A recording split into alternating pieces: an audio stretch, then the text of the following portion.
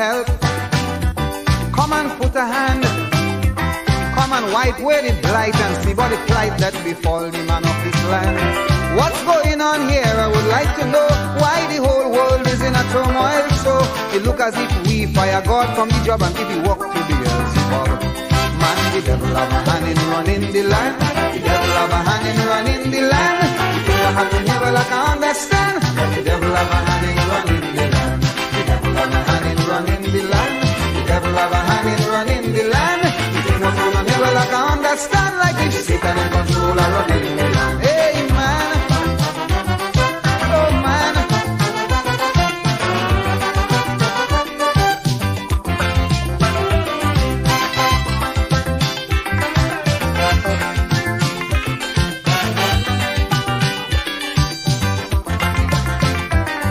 Only wars and rumors of wars, incurable disease go from sea to seas and they happen without a cause. Strange phenomena now happen everywhere. The callousness of this world has the world in fear. Politics and weaponry have taken its toll. They have the whole world out of control. Man, the devil have a hand in running the land. The devil have a hand in running the land. The thing that happen here, well I can understand like it. Oh yes man. Running the land. The devil have a hand in running the land. The thing of on here, well I can understand like if Satan in control of running the land. Oh man.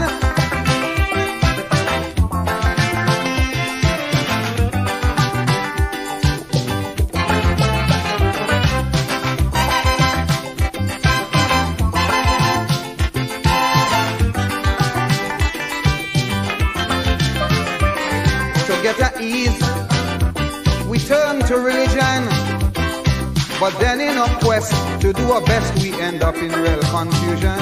Some religious leaders so phony and vain, all our religious morals to go down the drain. Their materialism make them feel them is Lord, robbing the world in the name of God. Man, the devil have a hand in running the land. The devil have a hand in running the land. The thing of going on here, well I can understand that the devil have a hand in running the land. The devil have a hand in running the land. The devil have a hand in running the land. The thing will happen here, well I can understand. Like he Satan in control of running the land. Oh man.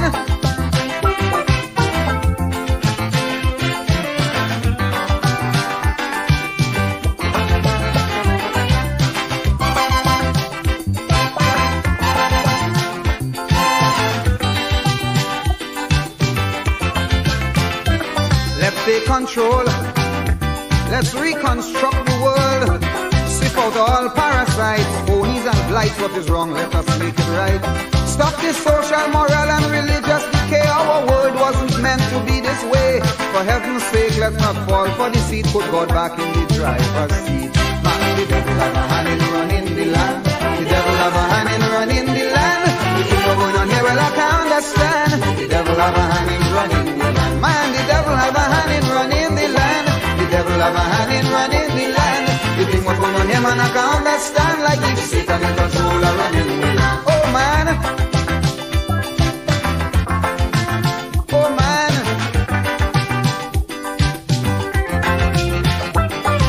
The devil have a hand. The devil have a hand. Oh yes. In running the land. The devil have a hand. The devil have a hand.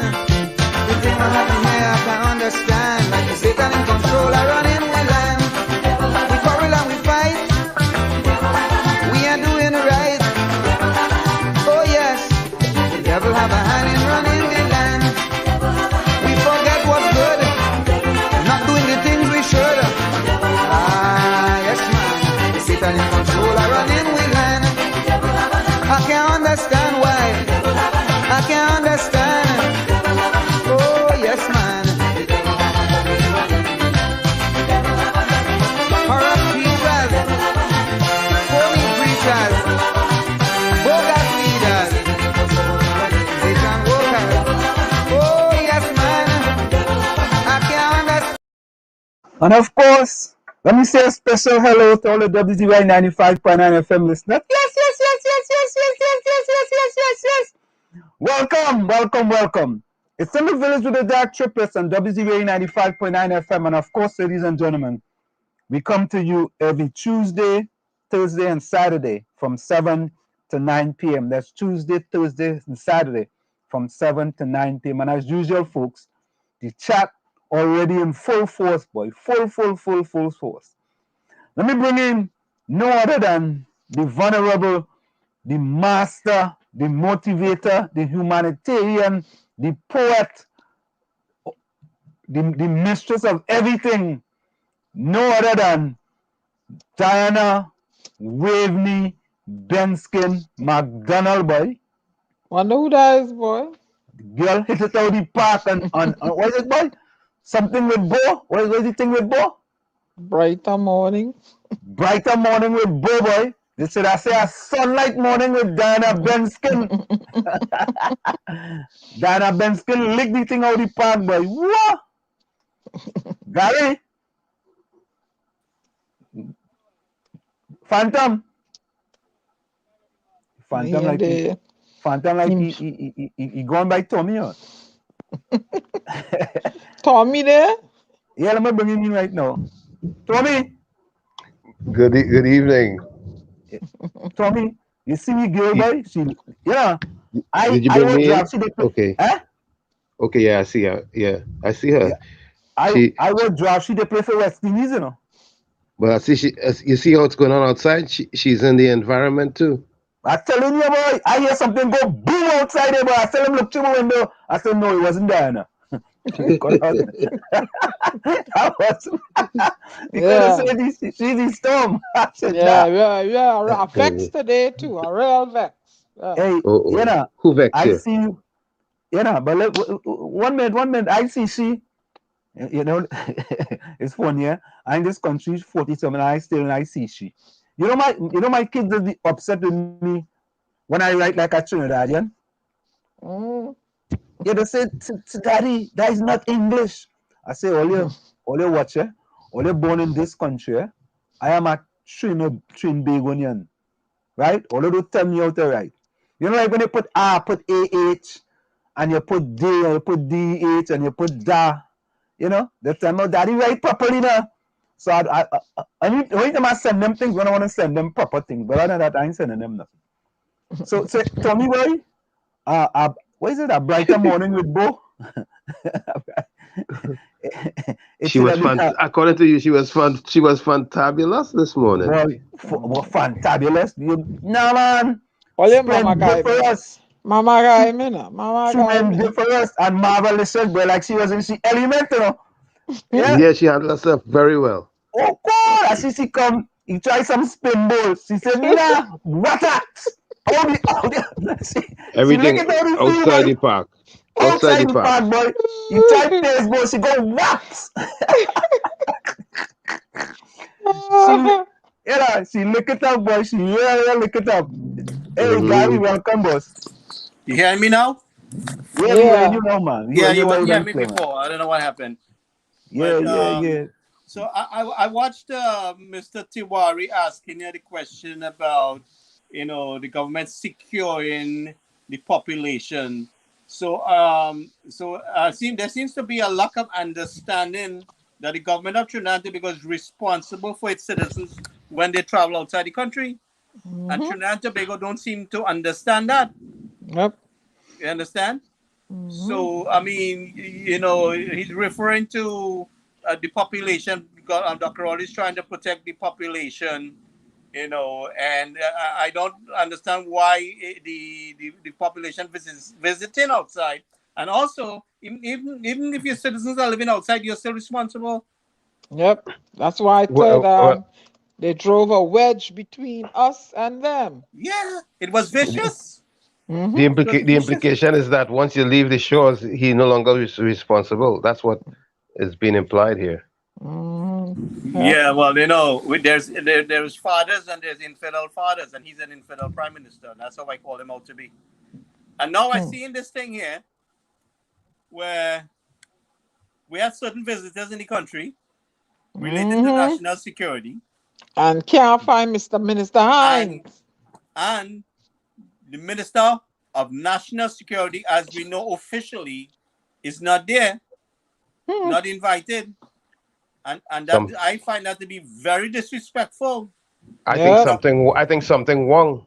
Yeah, Something wrong. I think there was flooding in Trinidad, I don't know, with the assistant minister of national security had to go and take care of. Okay. I think they reshuffle. Well, see the man taking care of flooding the other day, we talk about the little people. You know, they had to make sure that they did that for the little people. That's what he said. He said that they took care of that for the little people, man. These little people. You know what I mean? Yeah. But yeah, I'm not joking about. Well, I sent a message. I was watching to see how they handle it. I gave Fia notice. I was watching to see how they handle it. But you know, serious, boy.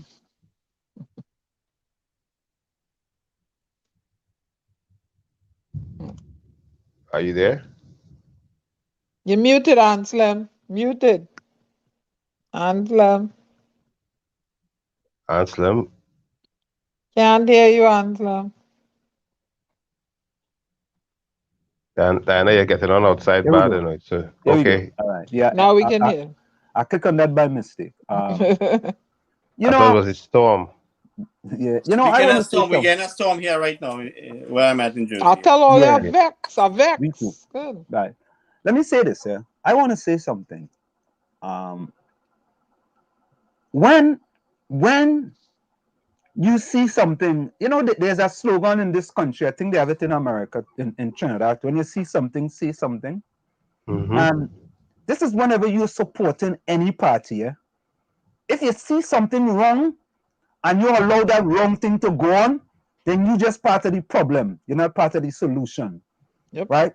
When I saw those pictures today with the Prime Minister of Trinidad and Tobago and this guy from the United States of America with respect to security, and I see Stuart Young there, and I don't see the Minister of National Security, I don't understand how the people from the Go Along Get Along P&M gang don't say nothing. Why you don't stand up and say something? Right? It's just like when the Prime Minister put out his Emancipation Day statement and he make a colossal error in the first paragraph. I stood up and say something, David Mohammed stood up and say something, and he had to change it. He had to change it. Right? People believe that because he's the Prime Minister, right, you shouldn't be critical of him. Right?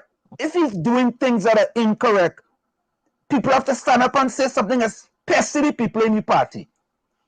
You all have to hold him accountable. So when I see that with Fitzgerald Hines, I can't believe that was done. But that's so disrespectful. The Minister of Energy, yes, he's in the Prime Minister office, but you're talking about national security issues and that fella not there, right? He not there? Nah. Maybe shift him to somewhere else. You shift him? Yeah. Well, for a day? You shift him for a day? Yeah, shift him when there's a special guest, especially related to national security. Shift him for a day? So, Anselm, that's the regional commanders in charge of giving us all those training and support over the years, you know, as far as disaster, national security, that region provides us with the support. You know, so we have somebody in Trinidad that's there in charge, but he's the regional commander. So definitely we wanted the Minister of National Security to meet with him. You understand? But anyway, let me quickly do this. Let me do some superlatives here. You know, today, boy, Nadia Mongo say, nah. Chikisha come in 4:30 last time, I think. And then Lana came in about 4:45. We have a new person, Salif Trylock. Everybody say hello to Salif. Right, hello Salif. And Nadia came in at 4:40 p.m. You know. You hear that? And but you know, Wolverine their vex. Yeah. But Wolverine come in 5:21 p.m. Wolverine, you got a late start, partner. Anyhow, Lana, welcome. Lana says she coming down with the flu. Everybody say hello to Salif. Come on, Yes, welcome Salif to the village. Rishi, welcome. Good night, Richie. Mark Daniel, welcome back, boy. You missed you last time. Of course, you run the MC now. That fella, boy. That fella. Let me read what you say. I ain't like these glasses, you know. What the next glasses are they, boy? Are they getting the next glasses are here, you know? Sometimes like them. Like, Ron have his grip. Ron have his grip pack already. Yeah. Please keep your grip pack. And your grip pack already. Yeah. What you grip pack for? Wait. A one-way ticket to the moon. Oh, you going on them shuttle? You see all them fellas going up in space, you know? Run your brain with them. That was We go send you that TNT flag, boy. No. Just send you that Grenadian flag. We have to say goodnight to Rose's daughters. Oh, Rose's daughters in the house too? Oh God, yes. them coat and them flying. Oh, Crystal in here. Crystal in there. All right, let me see here. Lana, Mark Daniel, Rishi, welcome. Ron says, I kind of reach. Good night, everyone. You come in the place 6:52 and you say you kind of reach? Look, we'll get people vexed tonight. Rose Celestine, welcome, boy. Vonnie, of course, Vonnie in the house, boy. Vonnie Roberts. Vonnie tell Lana don't take chances, eh? The cold flu, check your doctor. I no joke, you know. Wolverine in the house. Rose in the house.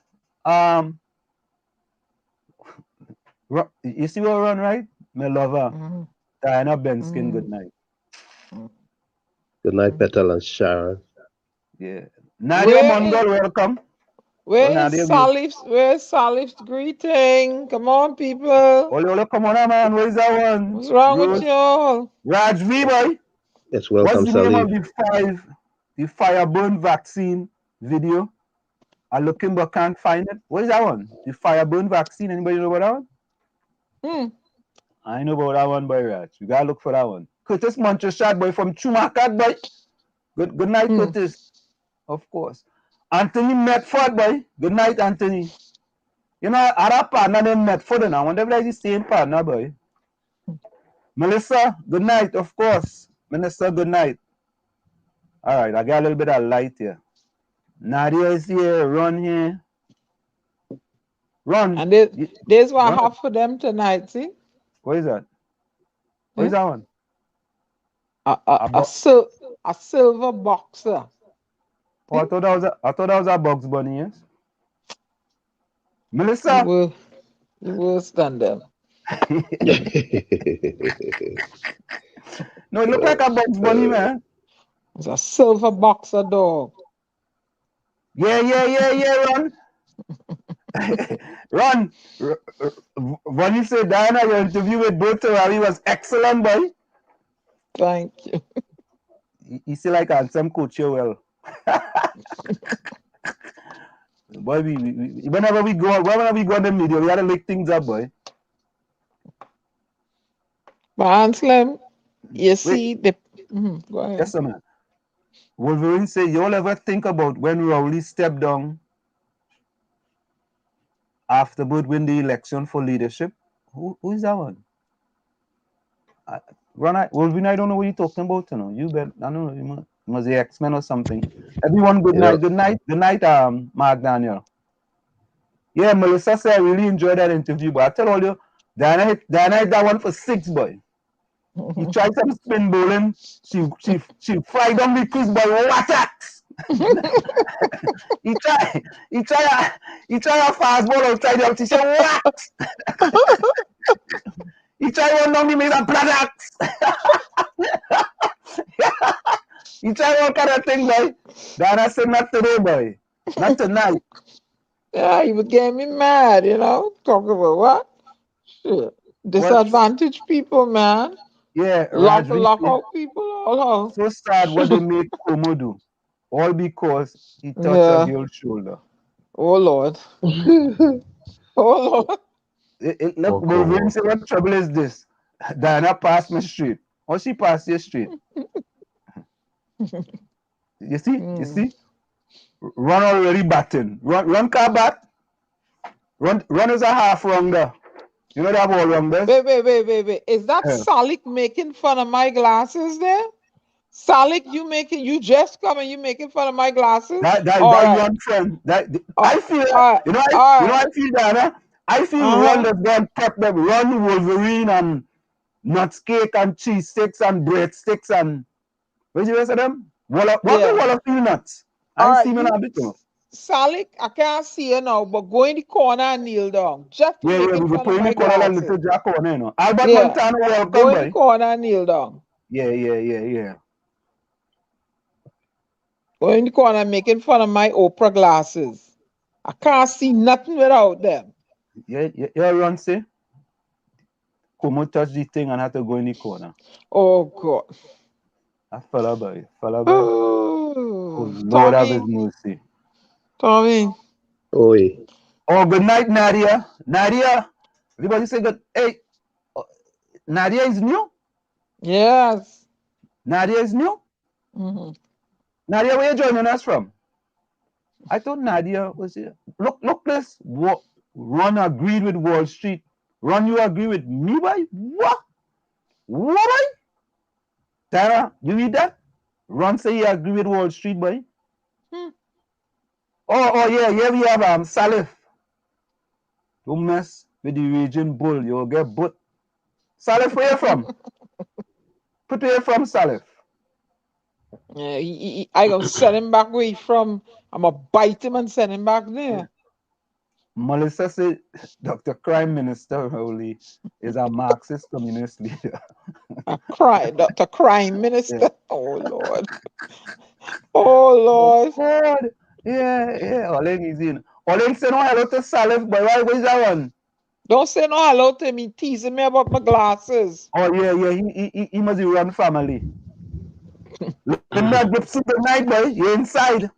Linda, big time. Right? Salif says, you wait till. Yeah. I was going to tell you, look nice on you. Yeah. Mama guy me. He in trouble. All you just say to Salif. That's all right.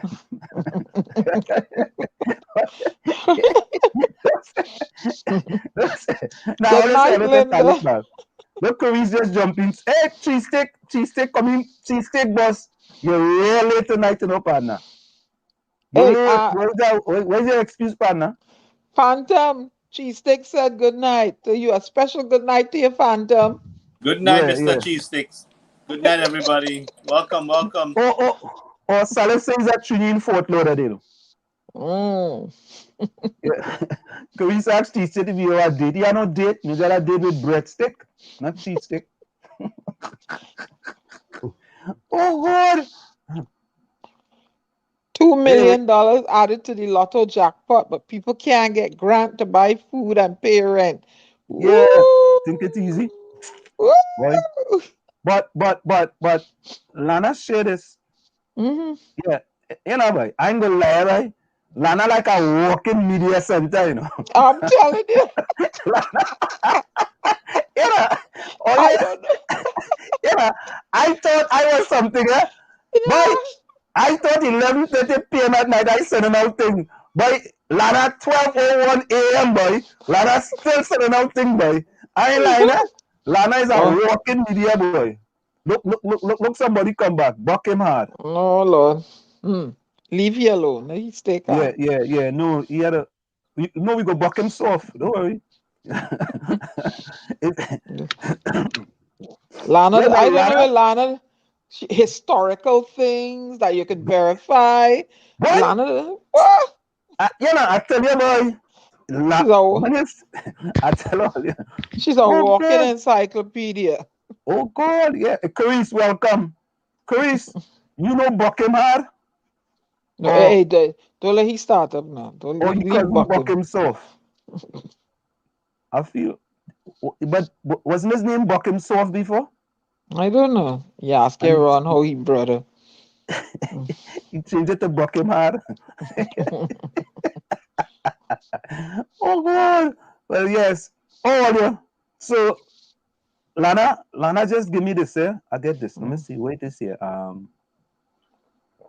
That breakout in a cruise. Yeah. Cool. There we go. Yeah, boy, COVID outbreak, it's Carnival Cruise, despite every guest and staff member being vaccinated.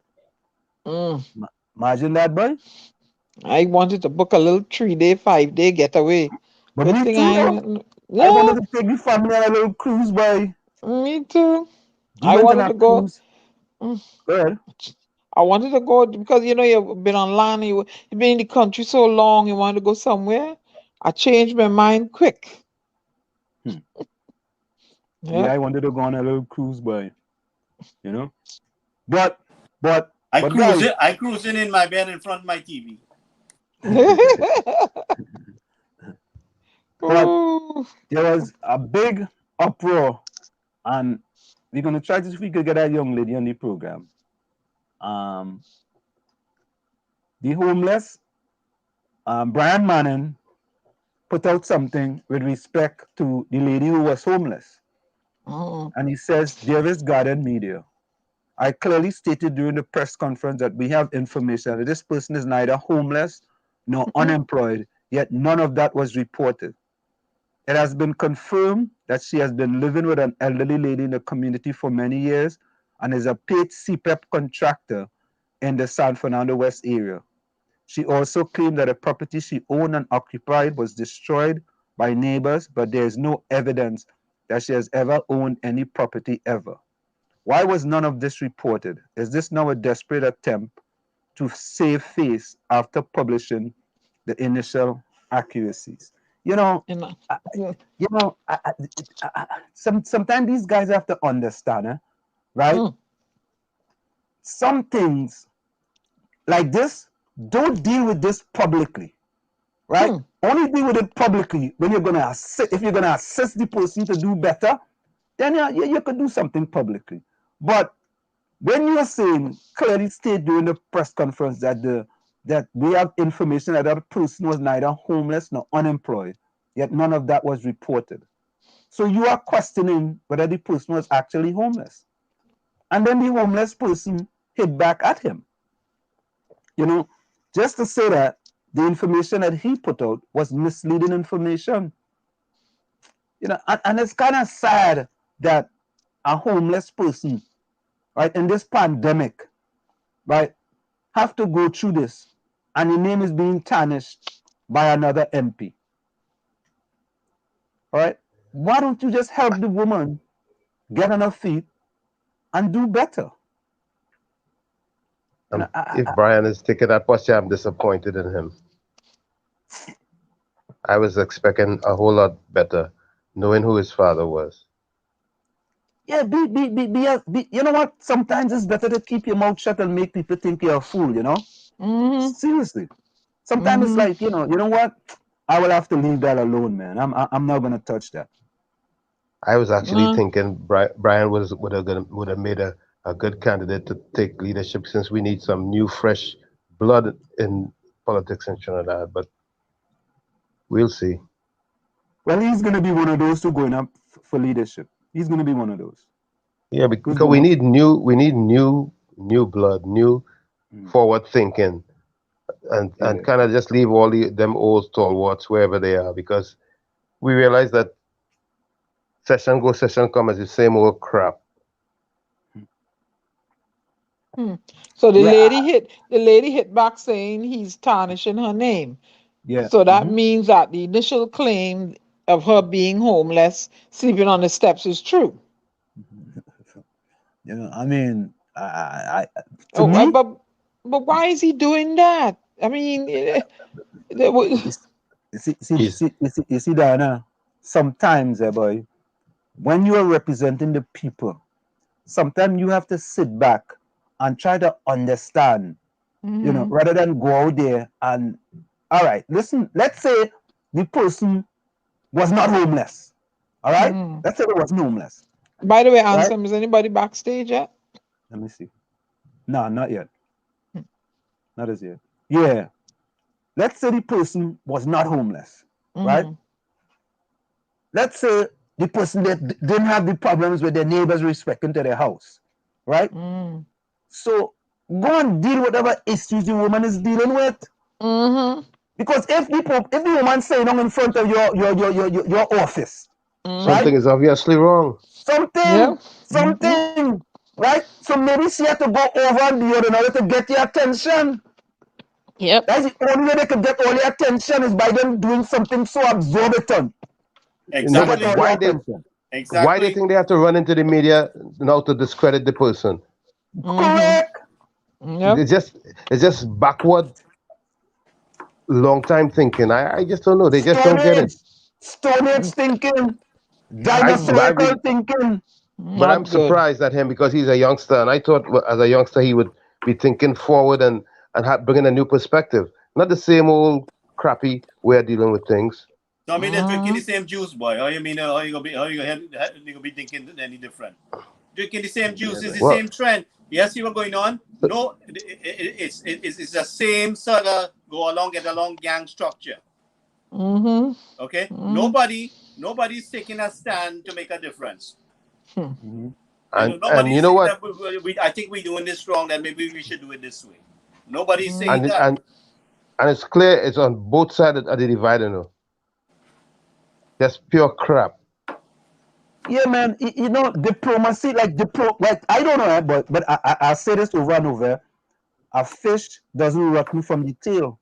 A fish does not rotten from the tail. Diplomacy has gone out. This government and diplomacy has gone out the window. There's no diplomacy, none, zero, not, nada. Right? There's a history of muzzling people, okay, and bribing people and bullying people. It's a very deep, long history. Yeah. So that's why I see a lot of people even scared to say what's going on. Yeah, cheesesteak, you're late. Next time I gotta bring out the Gova whip and it's 5 for you. Padax! I'm gonna bring out the stick for you. I gotta bring it out for you. I'm not going to tell them comments there because let's tell them comments. No compassion. Yes, Cindy, no compassion. None. Zero. Right? It looks like them get a dictionary and they rip the page with compassion out of it. They rip it out of the dictionary. It's like, you know, think, man. Think. Yep. I hope Brian knows how we feel about him, and that he straightens up because he still has a chance to redeem himself. I think we got his attention. We got his attention pretty good, and I told you guys the other night that we're going to get his attention. They're going to run and try and fix it. You know, I want to see him. I want to see him. I really want to see him do well. I really want to see him do well. Oh, Nadia says she's from Diego Martin. Nadia, what part of Diego Martin? Where's that place again? Where La Puerta? Is it La Puerta? I know one street they know. I went to Diego Martin Junior Sector, so I think I know one or two streets. I think it's La Puerta Street or La Puerta Avenue. Something like that. Huh? But why would he be the next PM? Because of his name? Well, I think what it is, Diana, is that, you know, he has to get his feet wet, you know, as a young man in the party. And, you know, people might look at him from his father's perspective, you know, and, you know, hopefully they could groom him. Yeah, because usually you stand on your father's shoulders. Curry say Gova whip don't break. Yeah, when I get cheesesteak to platax.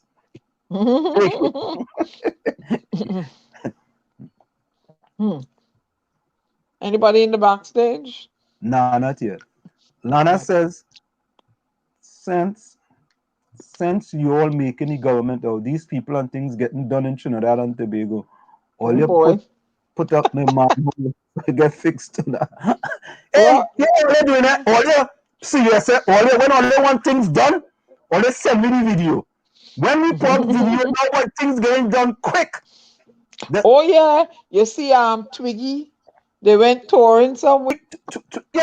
Twiggy, wait, let me get that one. Wait, Twiggy, wait. Twiggy, Twiggy going touring now, boy. What? Twiggy, Twiggy, who is Twiggy?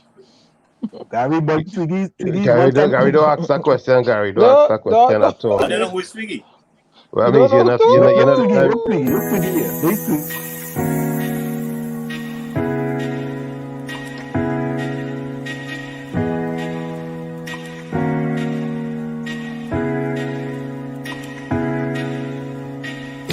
Stop this. Let me stop this. All right. Think about this, earlier. Think about this, right? This is 2021, right? And Twiggy is a known PNM when she decide she don't want to be a UNC, right? Right? She's a known PNM, but she's called herself man and daughter, right? In 2021, we still have to ask this boy in Basilon Street. I know Basilon Street. I went to school, Calvary Roman Catholic, like that. I know Basilon Street in 2021, boy. 2021, Twiggy had to be learned foster coming store a place in Basilon Street to tell them, boy, we need a little recreation, we need a little something, boy. In 2021, Lord.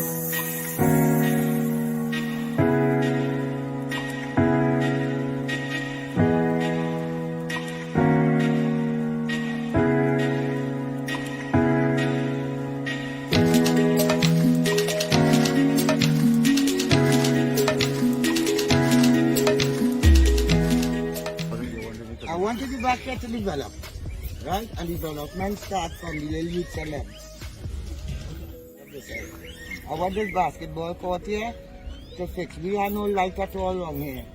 You see, this court here is a football field, we bring out talented football international players come from on this field here, playing football. And here, when they just had this time, give me $1 million, we have the basketball court here. See, then the basketball, look at it. Look at it, look at it, look at it. The fellas are them trying to grow something here, but there are no CPAP, all the CPAP. You understand what I mean? So I want to kind of develop, no, not a kind, I want to out here to develop. I want out here to develop. We live in a kind of community, it's in a mess. This community center here, so that's not the community center here. This community center here is in a mess inside and outside. Talents come from here. One of the boys right now, he out boxing. What is the name, guys? Captain Maggie with the house band down here from there. She got some training here. Boxers come out from here. This whole place wants fixing over. And I will appreciate if you do that for me, you know. I'll appreciate that, you know. The tears in my eyes. Well, you see, boy. What's now?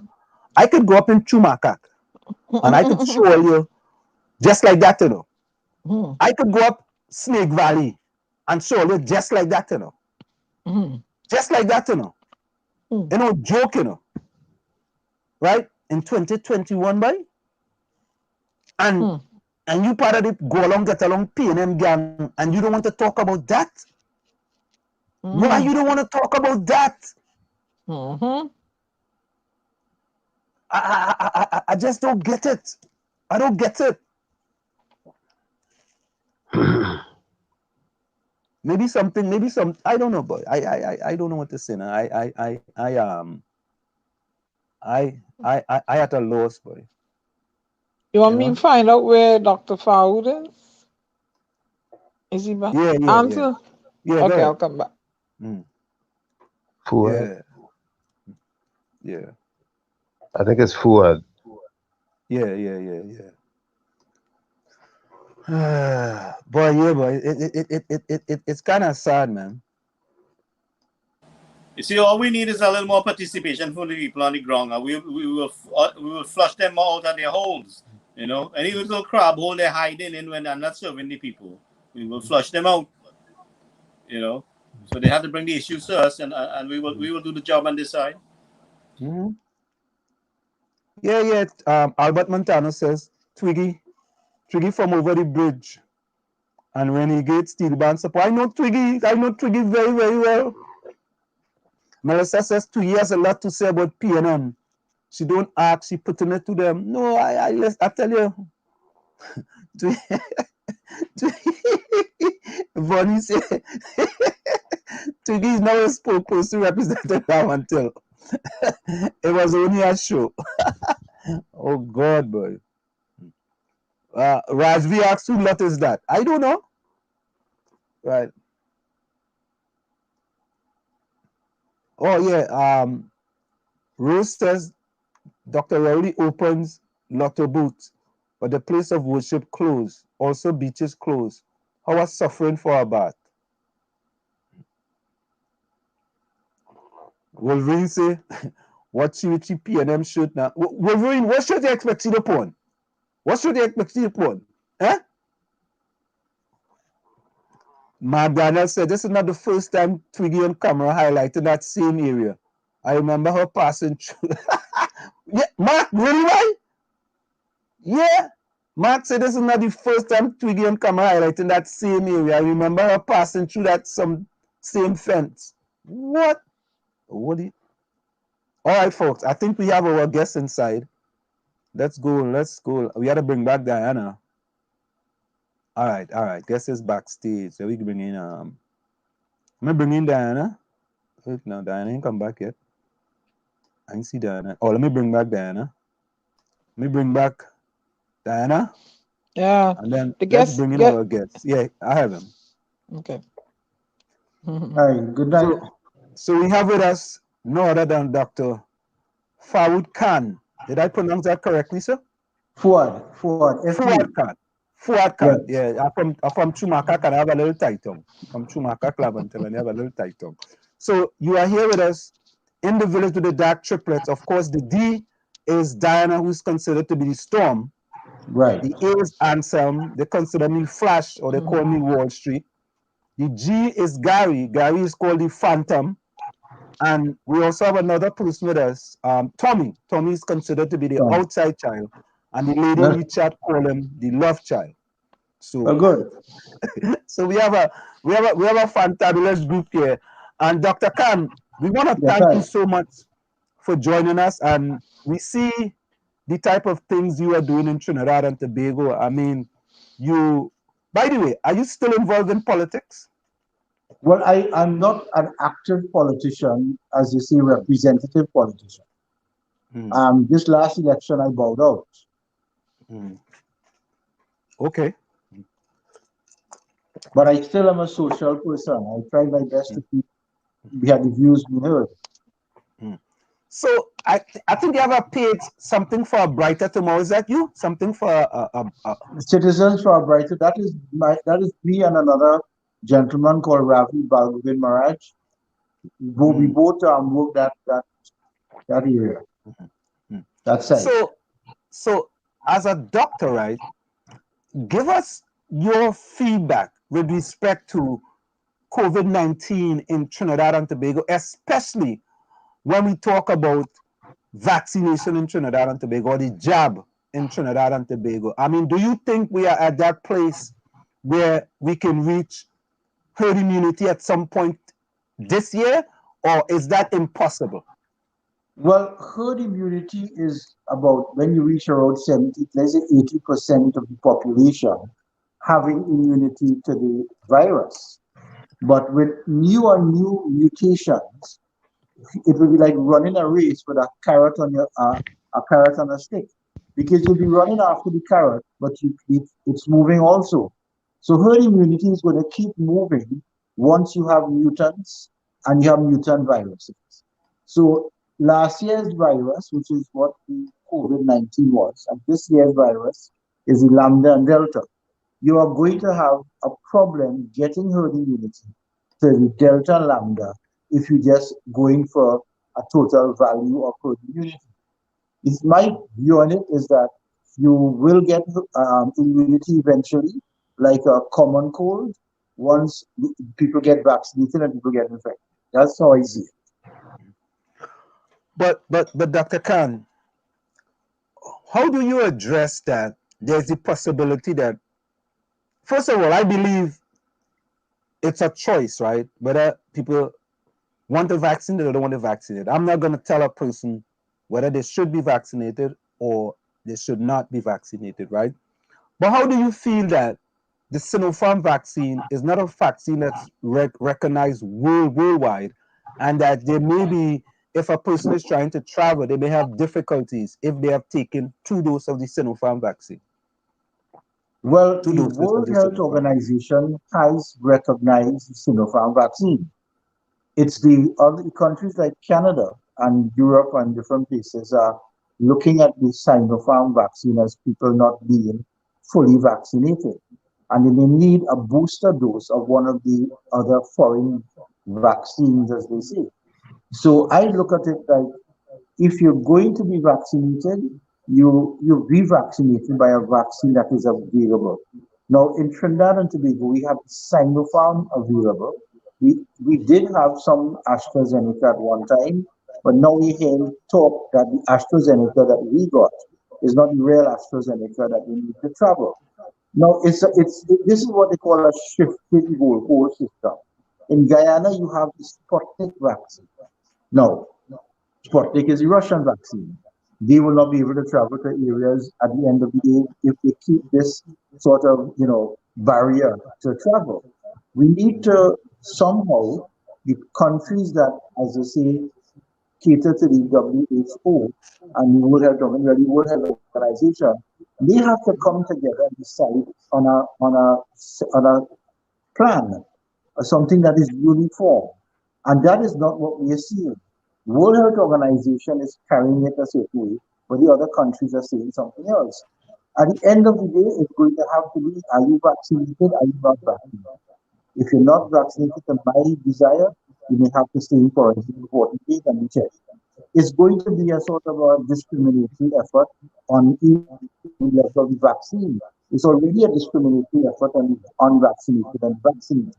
It may go further, as they say that if you are Sinopharm and you're not AstraZeneca or Pfizer or whatever it may be, you can't come in, you have to go into quarantine. It's going to have some uniform. So, Dr. Khan, someone asked a question. Lana asked a question. I'm fully vaccinated now. I have the flu, headache, body pains, and dry cough. Do I go for a COVID-19 test? You will have to go for a COVID-19 test because the vaccine is there to prevent serious complications, as they say. You may be infected with the COVID virus, but you may not get the kind of complications if some unvaccinated person would have gotten the same illness. And if you do a PCR test, more than likely you're going to show positive because you don't know if it's the genome that is creating the positivity or the actual antibodies that have been injected, that have been formed as a result of injection. So doing a PCR test or a test for COVID, there is a likelihood of you showing positive, and then you'll end up in quarantine. So the whole science of this thing is being turned over on its head on a daily basis. You see, Dr. Khan, we here at WZYE 95.9 FM and in the village with the DAG Triplets, we believe from way back then that the government had told the population of Trinidad and Tobago that they were following the science. That's why they locked out exile and stranded citizens. Right? I just don't understand what science they were following when there's no statistics that have ever been put out that says that exile and stranded citizens who came back into Trinidad spread COVID-19 across Trinidad and Tobago. Right? There was no science that said that. You're quite right. In fact, we've been sort of arguing the same point, but unfortunately in Trinidad and Tobago, as we speak, there are 3 doctors at the Ministry of Health, and I always say that they are basically, in the scheme of things, non-specialist doctors, and they determine exactly the way forward. And all these protocols and regulations and everything that you see coming out of it, it's a result of their action and their utterances apparently. And the Minister of Health takes it to the Prime Minister, they have a meeting, and they come up with this thing. Now the World Health Organization, they say they're following the World Health Organization, but the World Health Organization has said that wearing a mask when you're exercising and running up hills or whatever it may be is detrimental to your breathing patterns. And also the World Health Organization has said that lockdowns of a long period of time is not going to work. It's going to pauperize the country. But yet Trinidad and Tobago has continued along this draconian lockdown, draconian mask mandate, and say the only way out of this is vaccination. And if you don't vaccinate, well, we're not going to operate. So it's basic, and then we have the borders closed to citizens who have to apply as if you're applying for some grants, and then you come in and you are put in you pay for the quarantine, or they stay. No, there was at one time state quarantine. The whole thing that we're doing here is making life difficult for entry, exit, and people in the country itself, and at the same time, it's destroying our economy. Imagine our economy. You can get things faster on a credit card from Amazon, and that has boomed, but your own retail industry has shut down to the extent that people are losing their jobs, losing their business, I think. So the science they are following is one that looks at and wonder if it's desirable. Well, another question from the chat is that someone said, Cindy says, the PM made a statement that the unvaccinated will pose a threat to the vaccinated. Is that true? How can that be possible? If you're unvaccinated, how can you ever pose a problem to a vaccinated person who the Prime Minister and the others have said, and the doctors and everybody, when you're vaccinated, you cannot get any, the complications of the virus is going to be minimal. So if an unvaccinated person has COVID and you are a vaccinated person, you should be better off than the unvaccinated person. So basically, that is a double dichotomy. It's like you're saying to me, get vaccinated so I can be safe. And then you're saying, if you're unvaccinated, you're making me unsafe. It makes it scientifically, it makes absolutely no sense. So someone else says, ask Dr. Khan if he took the Sinopharm vaccine, and I want an answer with a straight face. No, I could give you, because when I got the vaccine, it was the first set of vaccination that came into Trinidad, and they said all health professionals must be vaccinated.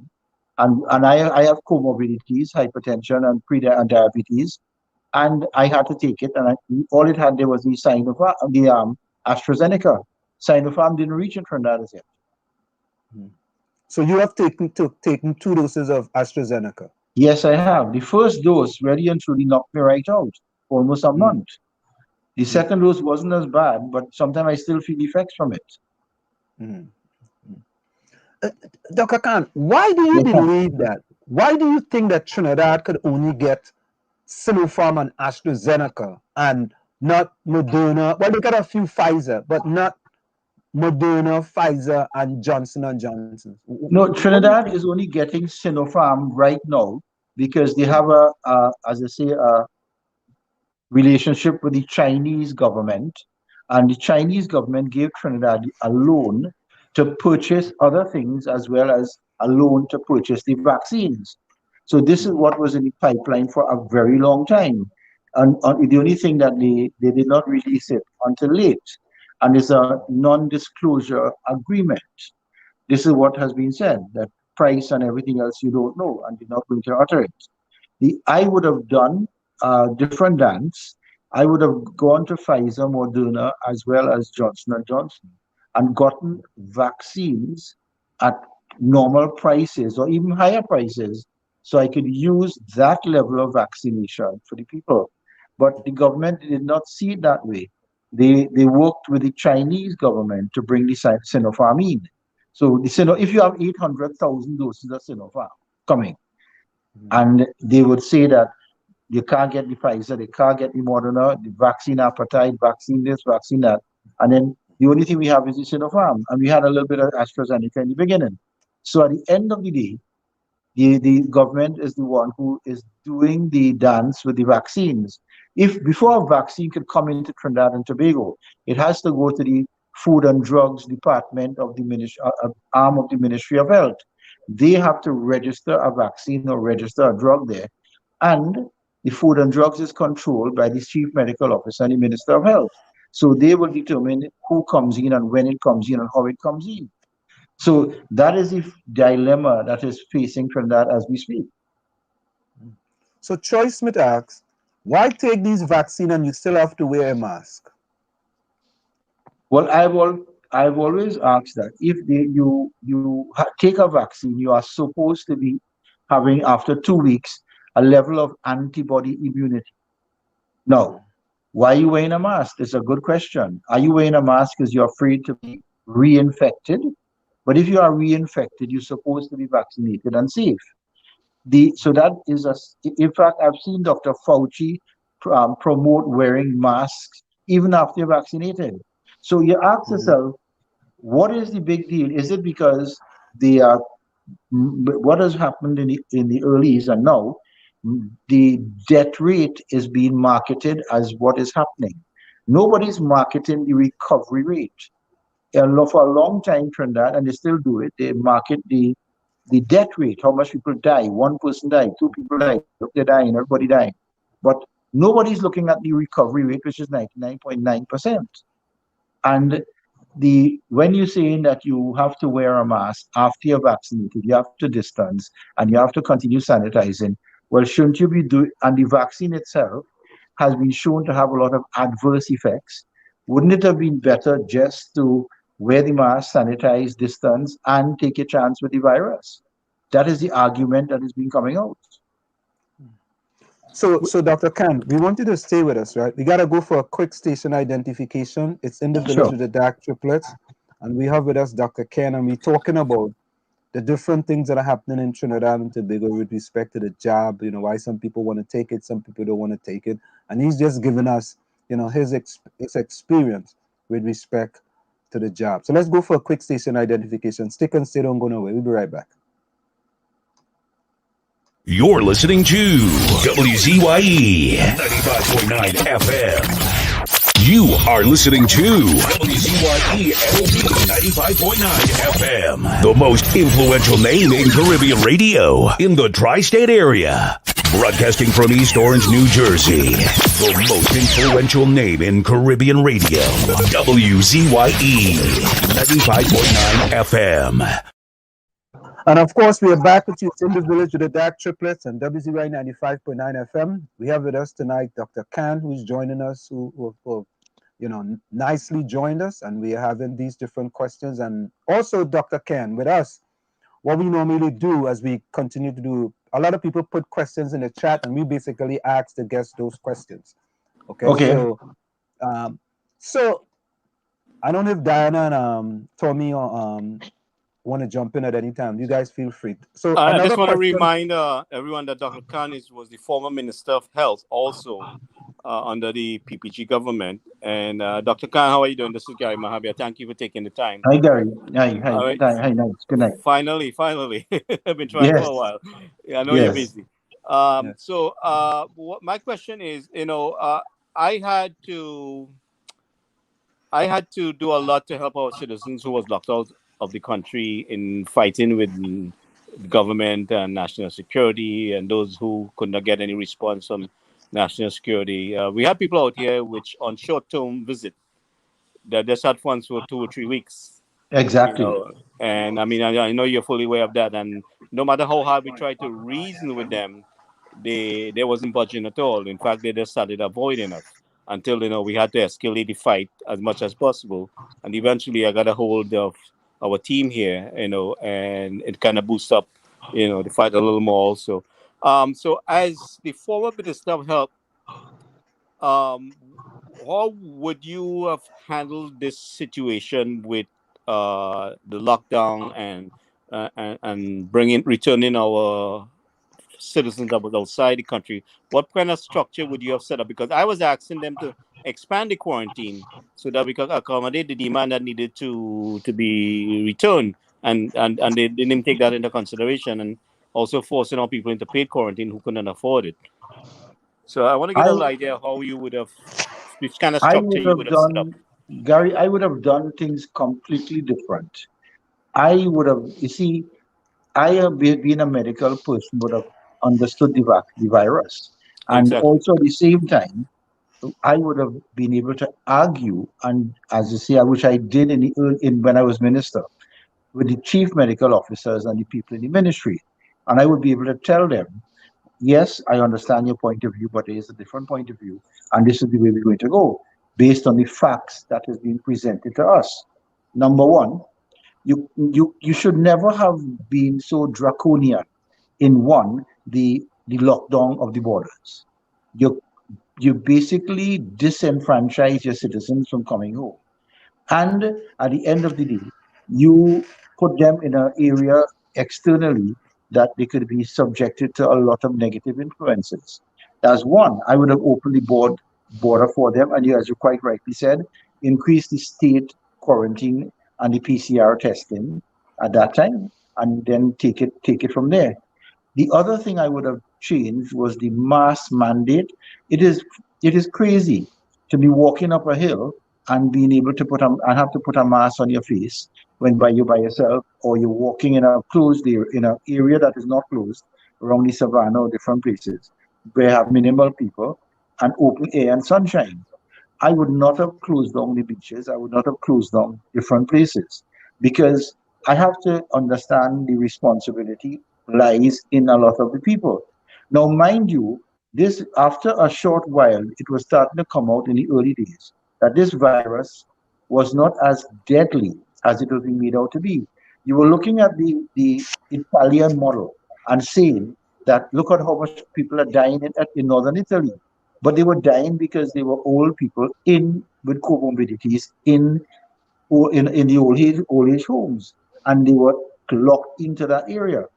If you really was following the science and following the WHO and following what you're going to do, we would not have gone along this path and nitpick different things that we wanted from the WHO to satisfy the agenda of what we wanted.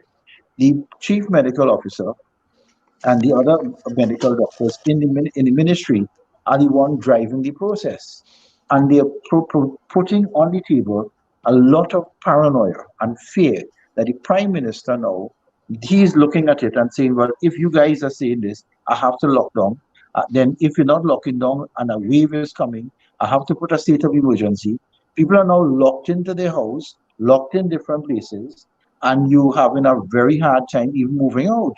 And you run the risk of normal behavior patterns. You are now going to be charged and made into a criminal with different jail terms and jail sentences and fines.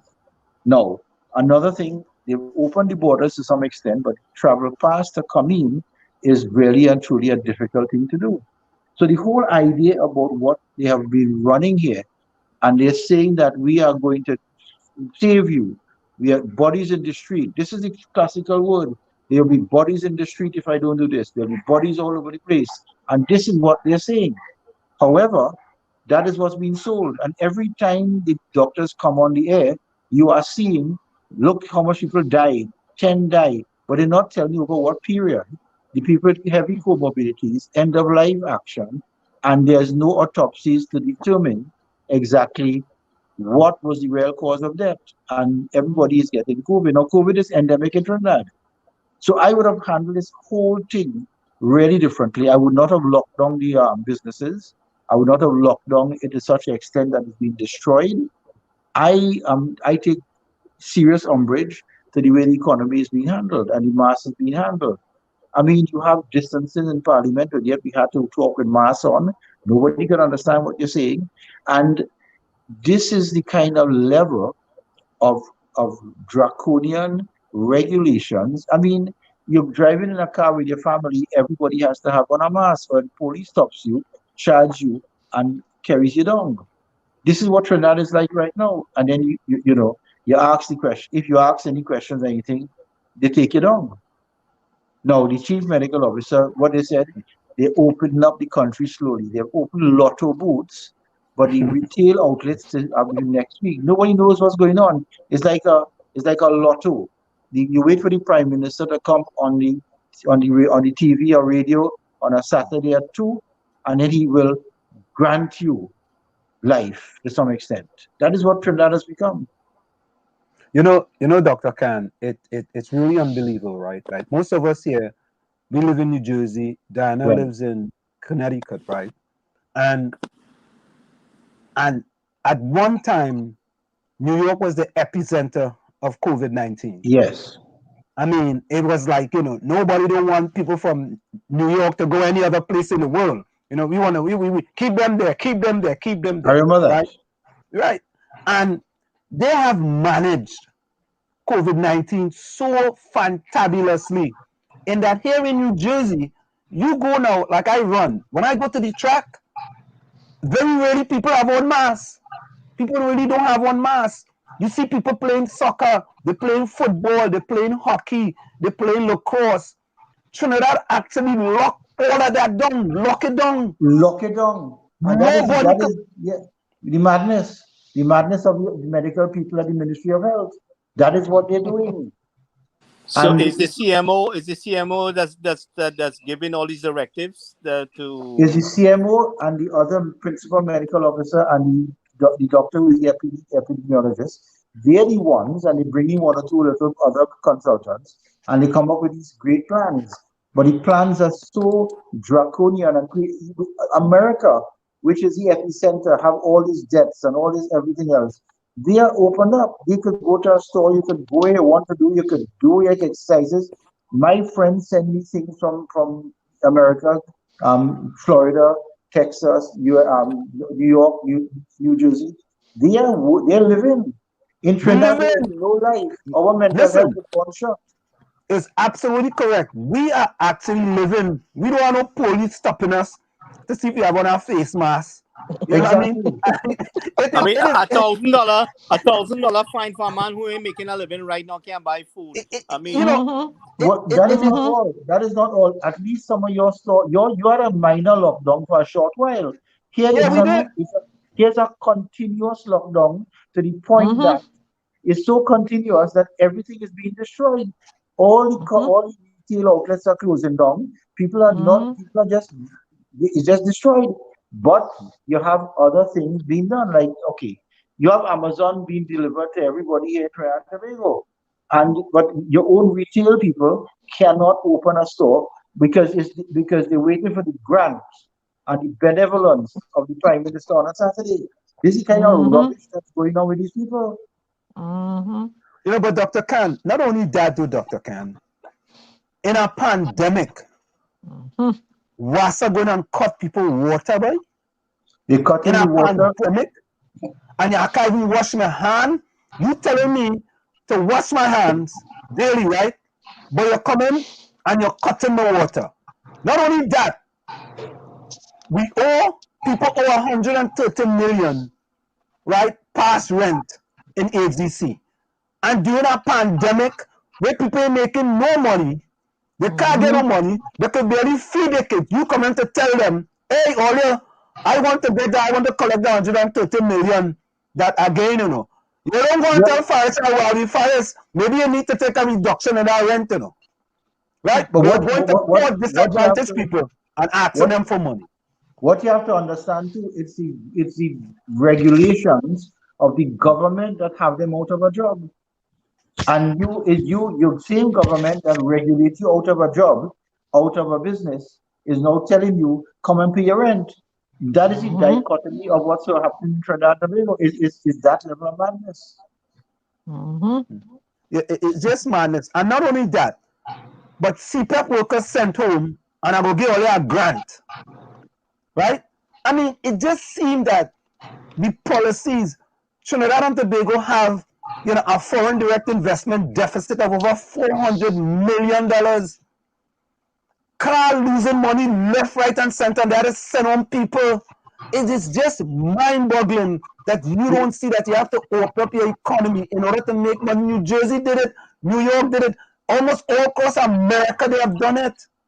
But if I tell you, look, the flights to Tobago is gone to 3 flights a day. Tobago is dying, but yet everybody feel like they're doing a grand job in Trinidad and Tobago. It's like we're living in a little bubble here, and what the government tells you is what's happening. But when you look worldwide, on the internet, on the news, everything else, everybody is living. The only people not living is people here. But it just and the banks are making a profit. They want to repossess everything, and there's no moratorium, official moratorium. You can't even get US dollars in Trinidad to buy like for pet supplies. I went around today. One of my dog has a problem with he had an operation done. I couldn't get some certain supplies, and the whole cry was we can't get US dollars. Because he blocked the borders for us coming in for so long too. And our foreign investment has dragged down to almost nothing. And at the end of the day, our exchange control is so horrible that people are looking at capital flight with what is happening now. The end of the day, what is the government, the regulations and the actions of the government is causing people to want to pack up and just run. Leave. Yep. But listen, Caribbean Airline came out with a study that says their flights are most people leaving Trinidad rather than coming into Trinidad. And next thing, another thing I'll do, America, because the way they handle the borders, every single airline stopped coming to Trinidad and Tobago. Don't you think it would have been wise to let CAL fly out? No, they decided to block CAL so CAL could be destroyed. Every single thing they have done with the local business and local enterprises have been destroyed. But the thing about it, what they're saying, this is being done for your own good. Because if I don't do this, you'll have bodies in the street. Where are the bodies in New York? Where's the bodies in the street in Texas and in Sweden and South Dakota? Where are the bodies in the street in California? Where are the bodies in the street in Sweden and Taiwan? And where England? England says to hell with it. We're going to have to live with this thing in Singapore. But our great medical practitioners in Trinidad and Tobago refuse to allow the vaccine of the other people other than Sinopharm to come into Trinidad and Tobago. And they refuse to open up the country. They feel they're doing a great service by locking you down. And I say to them that you all have your salary and your belly full. And everybody else belly hungry. Eventually, crime in this country, a lot of things is not being reported. Crime in this country has taken a large action because people are hungry and they're going on home invasions, and a lot of things is not being reported. You know, Dr. Khan, we here at WZYE 95.9 FM, we're making some suggestions to the government because we are looking at things from a global perspective, right? And earlier we had suggested to the government, let fully vaccinated people come home, and when they reach home, they could take a PCR test. Once they have let them come home fully vaccinated and a negative PCR test within 72 hours. They could have started that long time ago, because vaccine became like a dime a dozen here in the United States of America. You could go around the corner to a pharmacy and you could get vaccinated. You could go anyway. Vaccine sharing like peas, as they say in Trinidad. Vaccine sharing like peas here in America. If you want Moderna, you get Moderna. If you want Pfizer, you get Pfizer. If you want Johnson & Johnson, you get Johnson & Johnson, right? And to me, that would be an important part in the government being proactive and innovative with regards to things that they are seeing, right? Well, proactive and innovativeness is not a watchword of the people who are running this thing. They're not proactive. They're not innovative. What they insist on is control, draconian control, and also they don't listen to advice. They have all the advice that they want. You could give them as much advice as you want, but they will not do it. They make everything very difficult, and they think they're doing a good job. And unfortunately, we had elections a year from today, gone. If elections were called today, they'd be wiped out. Well, and I have some concern how that election will help, because I mean they held the election with a lot of people locked out of the country. No outside visitors, no observers can come. I mean, he made all the excuse about that, you know. So there was, I mean, they played this thing, and this whole operation, it seems to be 𝗃𝗃𝗃𝗃 seems to have all the say on everything. That's what I see happening here. 𝗃𝗃𝗃𝗃 That was then. Now the whole system is that what the Prime Minister says on his weekly broadcast. Everything is based on what the Prime Minister. In fact, imagine every Saturday people turn on their TVs to see if the Prime Minister will allow you to have a life. You hear the rubbish? Or if you go get boof. But isn't 𝗃𝗃𝗃𝗃 the genie behind the scenes? No, I don't think 𝗃𝗃𝗃𝗃 is anywhere close to this. He's busy in energy right now, and energy which is falling apart. But the people responsible for this whole thing is the medical doctors in the Ministry of Health bringing up, because they are the ones who are responsible for determining the way forward, and the Prime Minister then says what he has to say. But if you look at the legislation for the as they say, for the public health ordinance, which is what they use all the time, the chief medical officer is the one who determines the way forward. Okay. But right now it's the Prime Minister. Now I have a theory. All this SOE, lockdowns, and mashing up of the private sector is going to do the PNM well in the Tobago House of Assembly elections are coming up soon, because the PDP, who got the 6 seats from them in January, cannot now go around and gather, cannot campaign, but the government of the PNM in Tobago could then now hand out stuff, give vaccination, look as though they're benevolent, give out the grants. So people of Tobago will say, you see, the PNM is better, because the other people can do nothing. And when Tobago House of Assembly comes up, they are going to get back the house, because they went from 12 seats to 6 seats.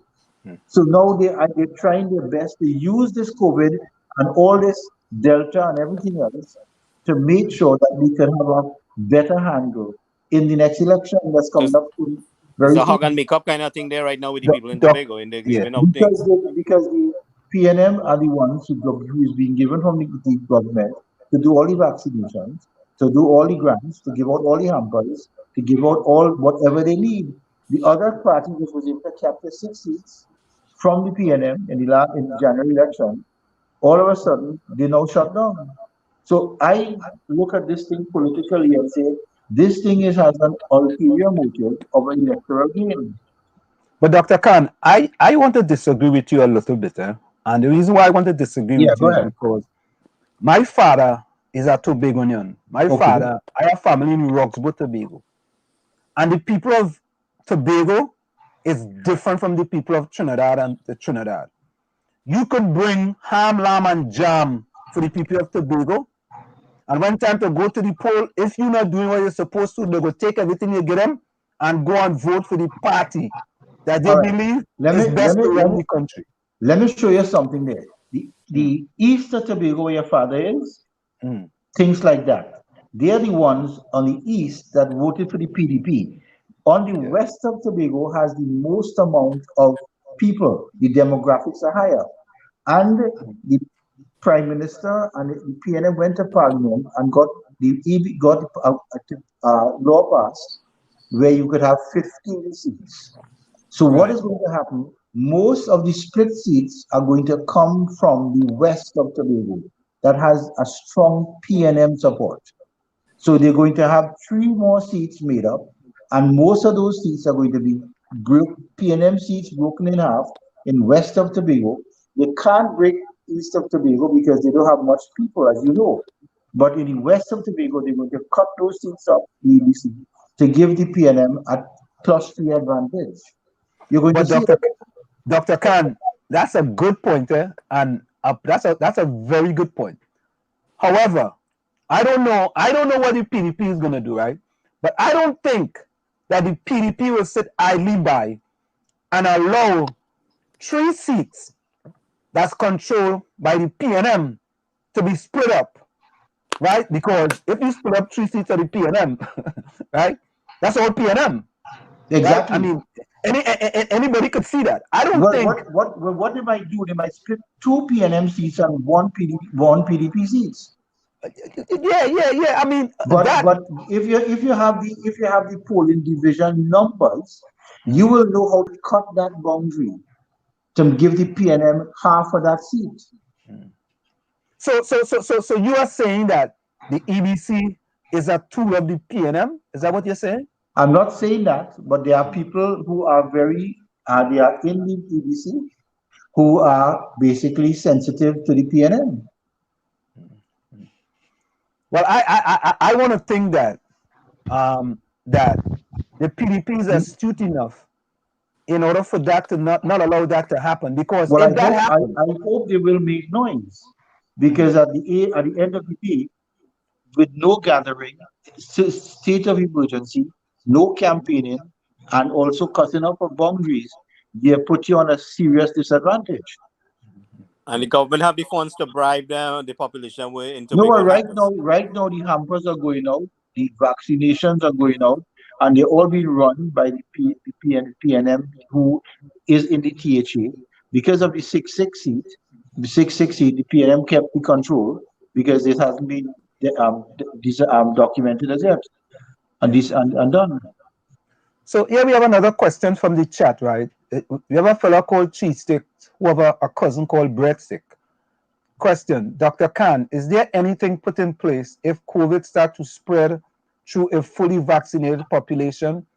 Because a lot going to be homesick, will that put us back into a situation? Nothing is put in place except that the government of the day said they have increased the amount of ICU beds. But I will say something, COVID, even if it spreads in the vaccinated persons, is not going to be as deadly as people expect it to be, because COVID, when it spreads in the non-vaccinated persons, was not as deadly.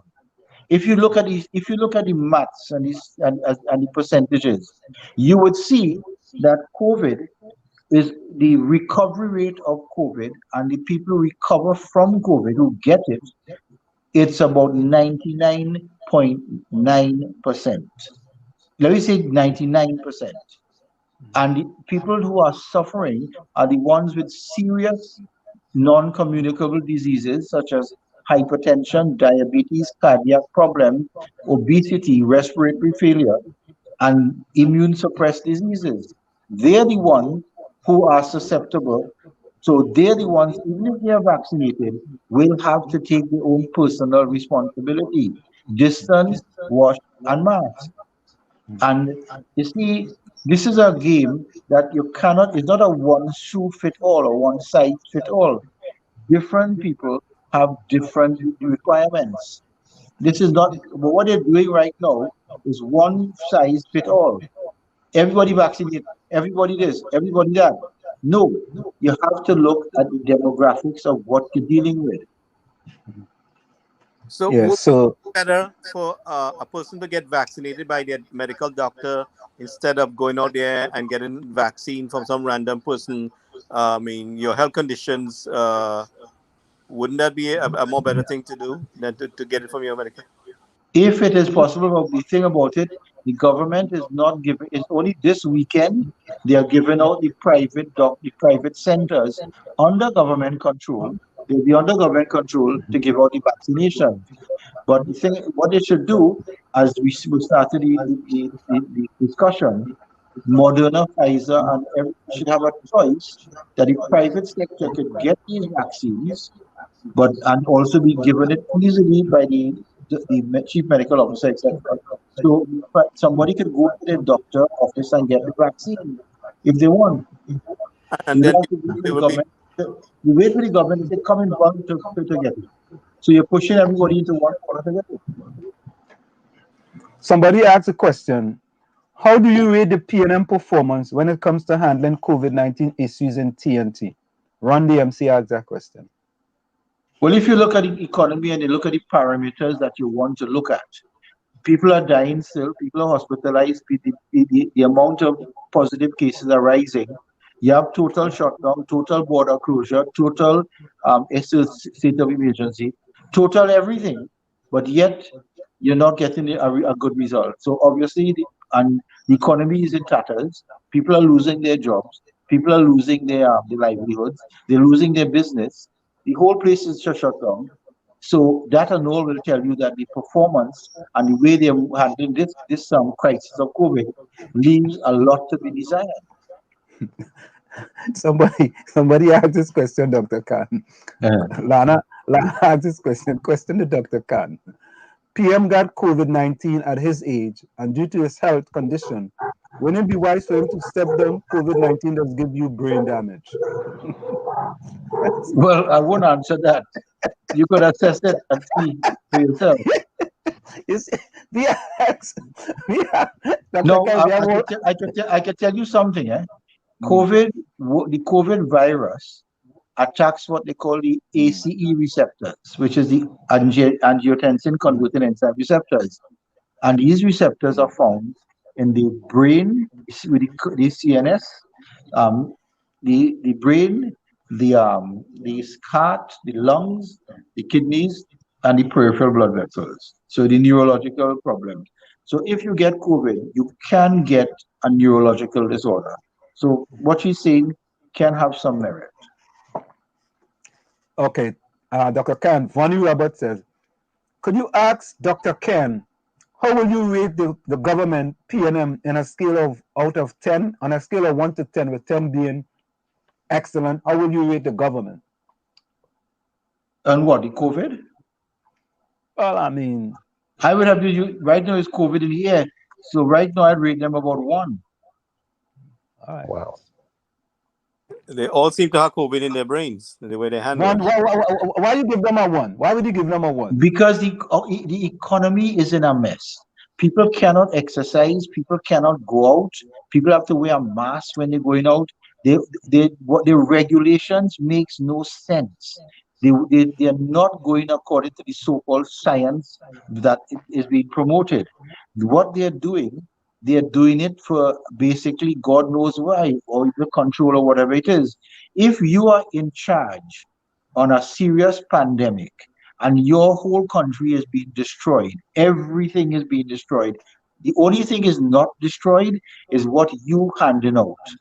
Because what people are from the government still getting their salaries. Not only are they getting their salaries, they're hardly going to work. You hardly could get any public service in Trinidad and Tobago. You have to line up like all over the place, because at the end of the day, and people are in the hot sun lining up. People, there's no washroom facilities for elderly people, and any way you're lining up in these places.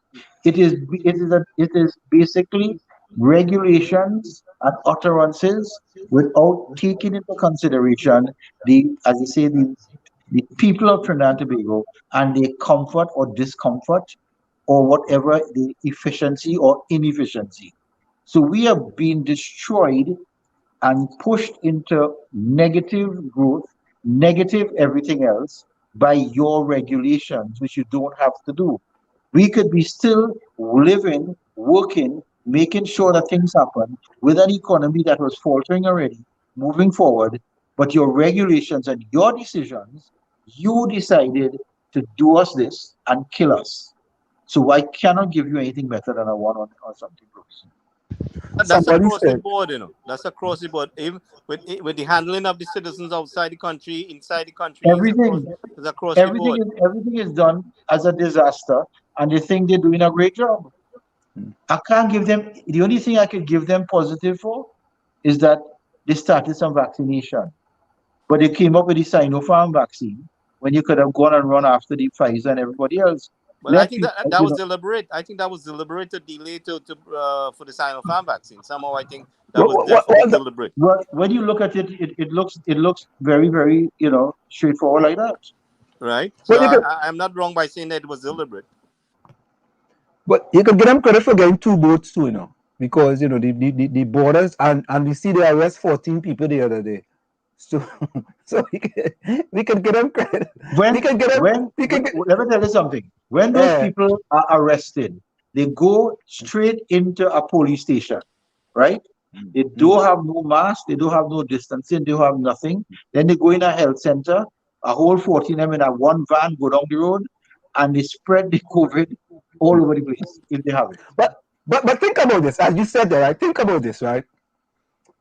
When you're going to travel to Trinidad and Tobago, when you line up, everybody had to line up 6 feet apart, right? Before you line up to go to the counter, right? Right? And then when you go on the plane, what happens? People sit right next to each other. This is what I heard. My friend went to Miami and came back. He said everybody lined up on all kind of temperature taking and taking. Apart. Yeah. And when you go in the plane, you sit down everybody together. I say, you sure about that? He say, yes, there's no space. But I'm telling you, I travel in this country, right, out of New Jersey, and we line up 6 feet apart. Yes. And when we get on the plane, people sit right next to each other. You have on your face mask, but right next to each other. We're right next to each other, breathing. You ask yourself, what the hell really going on? Why 6 feet apart? And when you go on the plane, right? You're, you're right next to each other. I You mean, don't need 2 inches apart. it absolutely makes no sense. You know, it just doesn't make any sense. You know, You know, another thing. Go ahead. you would swear that we're doing everything as a visual for people to see, and where people can't see, everything break down. Yeah. Well, we've seen that same thing happening in Trinidad. We'll bring in with the repatriation flight. You know, the flights was jam packed. In some instances, we've seen that quite a bit because some people took pictures and sent it back. But Dr. Khan, let me ask you this question. Since you was the former Minister of Health, right? We have been trying to advise the government of Trinidad and Tobago because we believe it's about country, right? Right? I'm asking myself this question. Maybe if you guys were in power and we try to advise you guys might look at us from the same perspective and say, listen, No, these guys don't live in the country, they live outside of Trinidad and Tobago. Who are them trying to come to advise us to tell us what to do, how we run the government? We face the voters, we force the poll. They don't face no poll. Why them coming to tell me what we should do? When I had to deal with Ebola, all right, I listened to everybody who called and who gave advice. I listened to you and came up at the end of the day with a total plan with Ebola. I was able to put a lot of things in place, but to say that not to listen for somebody abroad, no. You are in a different country. You have, as I say, the diaspora there. We will listen. We may not follow it, but we will listen. But we have some discussions. You see, the thing about the PP government, that we were at somebody put it quite nicely. They said this was a government of business people, as compared to a government who, as they say, only looks at public servants. The business people who form a government have different mentality, different ways of doing things. That was us. In fact, a man said, your government, which is the PP government, knew how to make money because they understand business. The PNM government are public servants. They don't know how to make money for the country, but they know how to spend it. And that is the difference between the two parties. I thank you for giving that education, to clarify that situation. So what we saw also, Ansem, was that when Dr. Rowley took office, business started walking away from Trinidad within the first year. I don't know if you guys noticed that. But you also noticed somebody say, you're going to take your platform and go. That was the cry, take your platform and go. That was what the OWT was telling the I think certain energy companies. If you can't do what we want, take your platform and go. Take this and go. Leave this and that. And people just started close down and leave. In Trinidad and Tobago, we have something called the Industrial Court and the Industrial Relations Act. Here, an union and an employee could take an employer to court. If the employer wins, basically to win, you have to take lawyers and everything else, and you win the case. You now will get not 1 cent in cost, not 1 cent. So to defend yourself, you have to pay an exorbitant amount of money, and then you win. No cost. So the unions and the employees are very free to take any employer to court, big companies, foreign companies, etc. And the company will just settle because they don't want to pay a lot of legal fees because they will not get it back. So that is what is happening in Trinidad and Tobago. So a lot of companies who now find this out are saying, I am not coming there. So they basically started killing the economy from there, right there and then, before even COVID Right there came. and then. Yeah. Because at the end of the day, if you could take me to court for any willy things, you could shut down my company, you could close the doors, you could go on strike, and I have nothing to do except to settle. Because I cannot take you back and win. And if I do win, I'm not getting back my cost of my lawyers, etc. So I might as well close down and walk out. So, Dr. Khan, you as Minister of Health, right?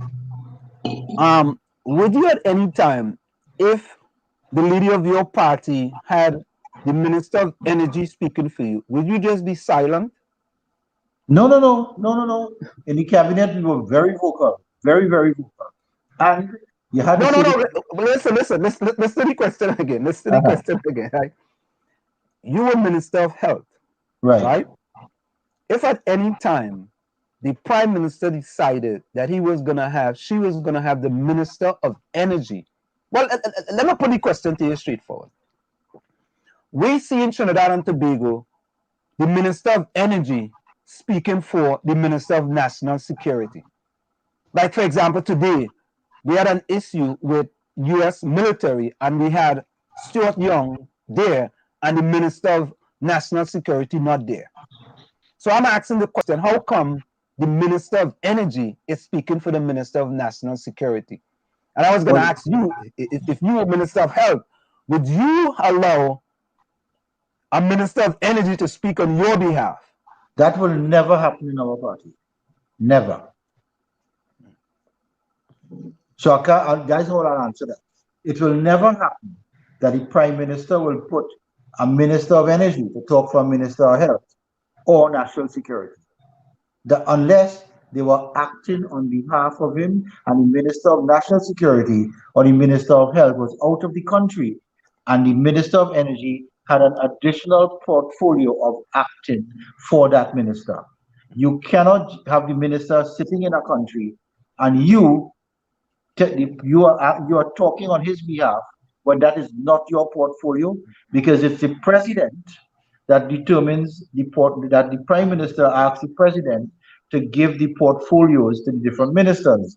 A Minister of Energy has no right speaking about health unless he's acting on behalf of health as part of the minister out of the country. Which is a temporary position. Yeah, because you've gone out of the country, and what we used to do is that the various other ministers, like sometimes I would act for somebody else for a short time, or one day or a couple of days, in case there was anything there. A ministry must never have a minister out of it. But to say that you'll be sitting there, you're the country, and the Minister of Health and the Minister of Energy doing your talking for you, that is an insult to the Minister of National Security or Health. Well, Ron DMC, we have a fella here, he's like a cry baby. If we don't answer the question, he just want to go in the corner and pout. Okay. So Ron, your question is, how do you rate the PNM performance? This is the question to you, and I'm sure you answered this already. How do you rate the PNM performance when it comes to handling the COVID-19 issues in TNT?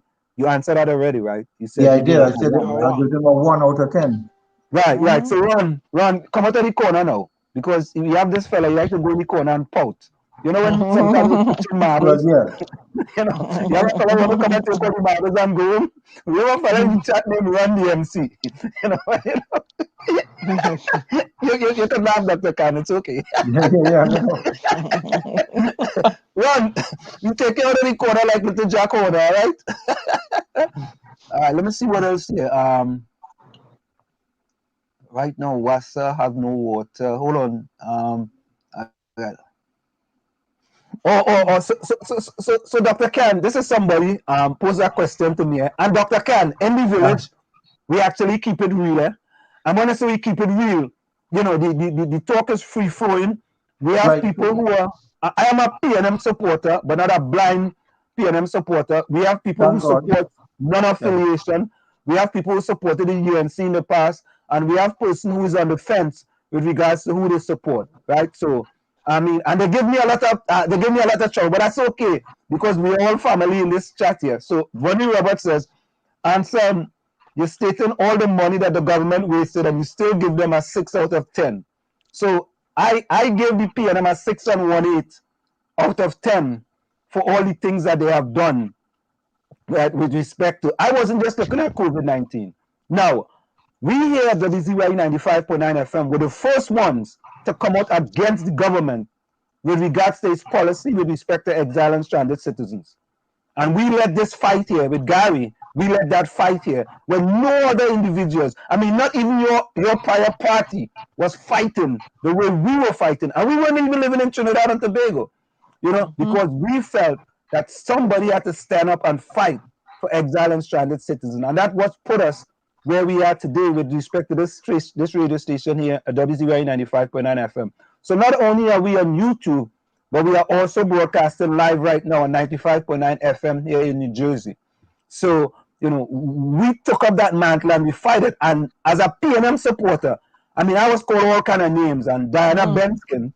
Tell them what they called me recently. Well, you tell them, Diana. They call Diana a UNC dog. A UNC dog. Well, as I tell people, I don't see this as a party problem.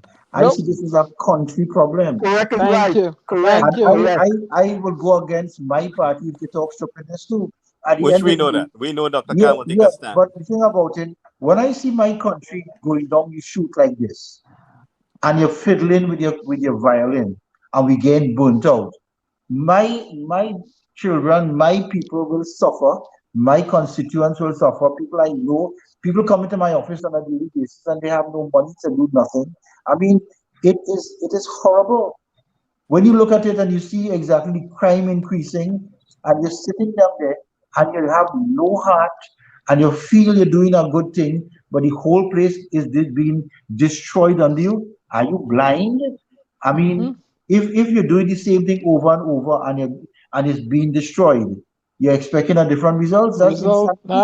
Well, you know, go ahead, Abby. Go ahead. I reached out to the Prime Minister, informing him back in June that the longer you leave our people out here, was the more chance of importing the infectious people. So my suggestion was for him to mobilize and get our people out of harm's way. Not one of the suggestions from June to now did the Prime Minister take into consideration. And there was a lack of inclusiveness I've seen. There was no, they refused to include the stakeholders in the country on how to plan to address this pandemic situation. So they continue on an arrogant path with no respect to anybody's advice, which is, I think, is the key recipe for having us in this kind of a chaos. I mean, for yourself, Dr. 𝗲𝗄𝘀, who have been experienced doctors in the field, and they would not take any suggestion from either one of you as to how to address this, this situation. I kind of sent through my videos and everything else on a thing today. I don't call the Prime Minister, but I send messages via my videos, so I know he looks at them. I was the former Minister of Health. I worked on the Ebola and put the plan in place. I went to PAHO for 4 years. I was at World Health Organization for 4 years. And when CARFA was being held back for 11 years in the CARICOM area, when I first went to PAHO, I took CARFA and I brought it to Trinidad. So if it's anybody, and I worked in public health for 6 years as a medical officer of health. And I told him, I mean, I will be very happy to, even if it's to argue with the doctors in the ministry, what they're doing is wrong. I have just given me that chance to show them what is wrong and what we could come to a proper arrangement. Tommy had a question. Go ahead, Tommy. Yeah, Dr. Khan. Yeah, Tommy. As far as the mental health of the populace is concerned, what do you think is going to be the outcome of that, and how long would that last? I see it in my own house. I see it in my practice. I see it around the other people, the young people. The young people are going crazy. The elderly people are kind of tolerating it. But the mental health in this country is being smashed to pieces. And the thing about it, there is no outlet. Anything that you do as an outlet could run the risk of a police tragedy and a fine. And you can't imagine, you can't go to a beach. You can't go to you can't go anywhere. You can't go to a restaurant and sit down. You can't. It's crazy. You're locked up and cooped up in a house, and they're saying, and the mental health of my daughter was crying yesterday about it. She's fed up about the whole thing. Yeah, you know, and that is what's happening in Trinidad. People are going crazy. You know, and what they've seen is the suicide rate has started to increase. I mean, I think a place like a beach would have been something that would have been very refreshing and healthy for people to go to come out and for a walk. For some reason, they have this facade that anything you like doing is wrong. Anything you want to do and enjoy doing is wrong. It's gathering. And gathering must never occur. Also, but he's not saying you're gathering inside your house and you should shut you down inside your house. Sometimes I ask myself, what kind of idiots are running this thing? You know, Dr. Khan, it's interesting, right? Let's look at the Tokyo Olympics, right? They had Olympics. There were some people who tested COVID-19, tested positive, but they had a successful Olympics. Exactly. It was successful. So how many people you saw there running with masks on? No, I'm saying, yeah, it was very successful. They may have masks on when they're inside, and when they come out, nobody running in no mask. Exactly. You know, it is just mind-boggling that you have these persons who are supposed to be expert in that field, and this is the kind of ideas that they are given to the Prime Minister of Trinidad and Tobago. And you know, I mean, my thing is this: the medical knowledge is very, very low based on their specialty status. They are not specialists or experts, but they are just doing what they want to do. And okay, if you really think that what you're doing is great, how come nobody was running in the Olympics with a mask on? Tell me, I mean, how come different countries not locking down for 3 and 6 months? Do you know that our beaches have been closed for almost about 6 months now? A long time. I've lost count. And listen, in some of them races, you had 25 people in a race running right next to each other. Nobody social distancing. But people walking around the track didn't have on masks either.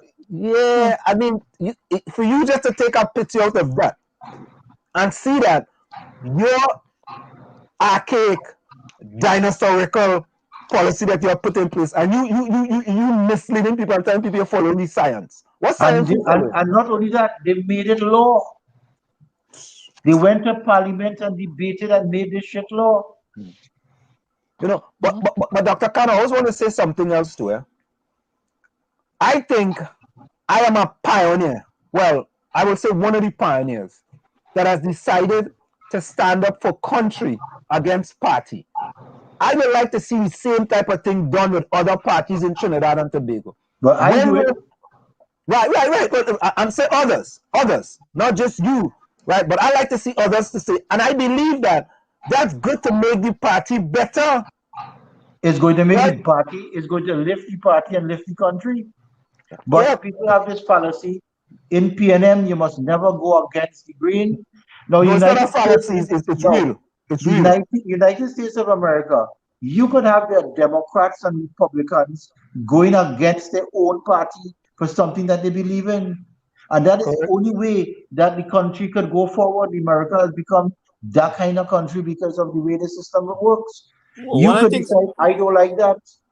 One of the things that I'm looking forward to, and I've been pushing the issue is, and maybe you could be being of your position in the party, you can raise it, is that the people should be able to select their candidates in a primary like how we do it here in the US. So instead of should the politicians choose the leader, we don't want that. No, the leader chooses the people. Yes, but there's a fast of a screening, but the leader already knows who she wants or who he wants. Yeah, and when you go into screening, you might be just passing through. You're just passing through because they don't listen to you because they say they already make up. I don't want that guy. Yeah, we don't want that guy. We don't care, even if sometimes the people in the constituency support you. Watch me. The reason why I was able to stay so long because they say Fuad is a troublemaker. He's a maverick. He's talking mind. He don't follow the crowd, and we want him out. But the people of my constituency would say, if you move forward, I'm not voting for you. It's only because I say I want to step out for 5 years. But what I'm saying to you, I was lucky to have constituents who understood how I came from, because a lot of my votes came from the party and a lot of crossover votes who love the style that you're there for country. You're not there to kiss the leader. Kiss the ring. You're not there to kiss the ring. So Dr. Khan, another question from a fellow called Cheese Sticks. Dr. Khan, if you was Minister of Health at present, would you have bought vaccines from China? I would have bought vaccines from Pfizer, from Moderna, from Johnson & Johnson, because that's what the international people want. I would also bring from China, because it's the kind of vaccine that China has made. It's like the old days of making vaccine, which is using what they call a dead in an attenuated vaccine, compared to the mRNA and DNA vaccines of the others. People might not want to have genomes injected in them, nucleic acids. So therefore, they'll be able to choose a Sinopharm. However, people, if they want the Pfizer to travel to different parts of the world or whatever it is, will be able to try to choose the Pfizer, you choose the Moderna, the Johnson & Johnson, AstraZeneca, Oxford. And I would give a choice, open it up to the private sector. But Dr. Khan, there was always the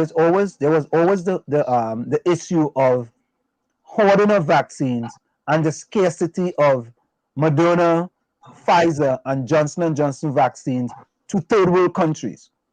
In that I would pay top dollar to the companies and say, look, if you're selling them for $10, I'll pay you $15. Give them people it. But I don't think our government moved quick enough in order to access it, because they were kind of very lame. Yeah, they didn't move fast. They didn't go to access it. They were expecting the China vaccine. Yeah, I think the China vaccine, they delayed, especially to give the China vaccine the preference, instead of that is my thought, that they purposely did this. Dr. Khan, Vonnie Roberts asks, Dr. Khan, I would like to know your prediction for the Tobago election based on 15 seats. Also, how do you think the opposition replied to the PNM debate? I don't know what the second part is, Vonnie. But I don't know the second part. I don't know the second part because there's no debate right now. Right. But the first part. What I will tell you, based on what has happened in this COVID system and how they're going to break up the seats, I see it looking like about 10-5 or 9-6. In favor of PNM? In favor of PNM. What? Yep. What? You will see it. Dr. Khan, you know something people don't know? Experience. Well, after looking at the whole shebang and everything and the way things are moving and how things are going, right? I would, right now PNM has 6, PDP has 6, right? 6, PDP has 6 from the east of the country, and PNM has 6 from the west of the country. The west of the country is more populated, so the seats are going to come from the west of the country. They're not going to split any seats in the east because they don't have that amount of people in the east. So when you split 2 of them, right, you split 2 of the seats, you're going to get 2 more to the PNM. That's 8. And then you're going to be able to split one of the PDP seats, maybe half going to the PDP and half going to the PNM. So you'll get 9. And the way things have been done, where the PDP has been stymied, you could get another crossover. People saying, boy, the PNM treat me real good. Them give you everything. Then you may end up now with 10. So I say the lowest you'll go is 9-7, right? Or you may go 10-5, 9-6 or 10-5. 6. Well, I think that I don't think the PDP is going to lose the seats that it currently. No, so they have 6. They have 6, but they could do if you split a PDP seat. If you split a PDP seat, you could end up with a PNM seat. Now, overall, if the PDP can't hold on to one of the shaky seats, the PNM can snatch it based on how they got all the access to vaccines, to hampers, to everything else. So you could end up taking a seat from the PDP. Now, here's a good question from Cindy Lacan. Cindy says, Dr. Khan, what is your thoughts on mandatory vaccination? I do not believe in it. I believe people should have choice. You cannot mandate a vaccine on somebody who doesn't want it.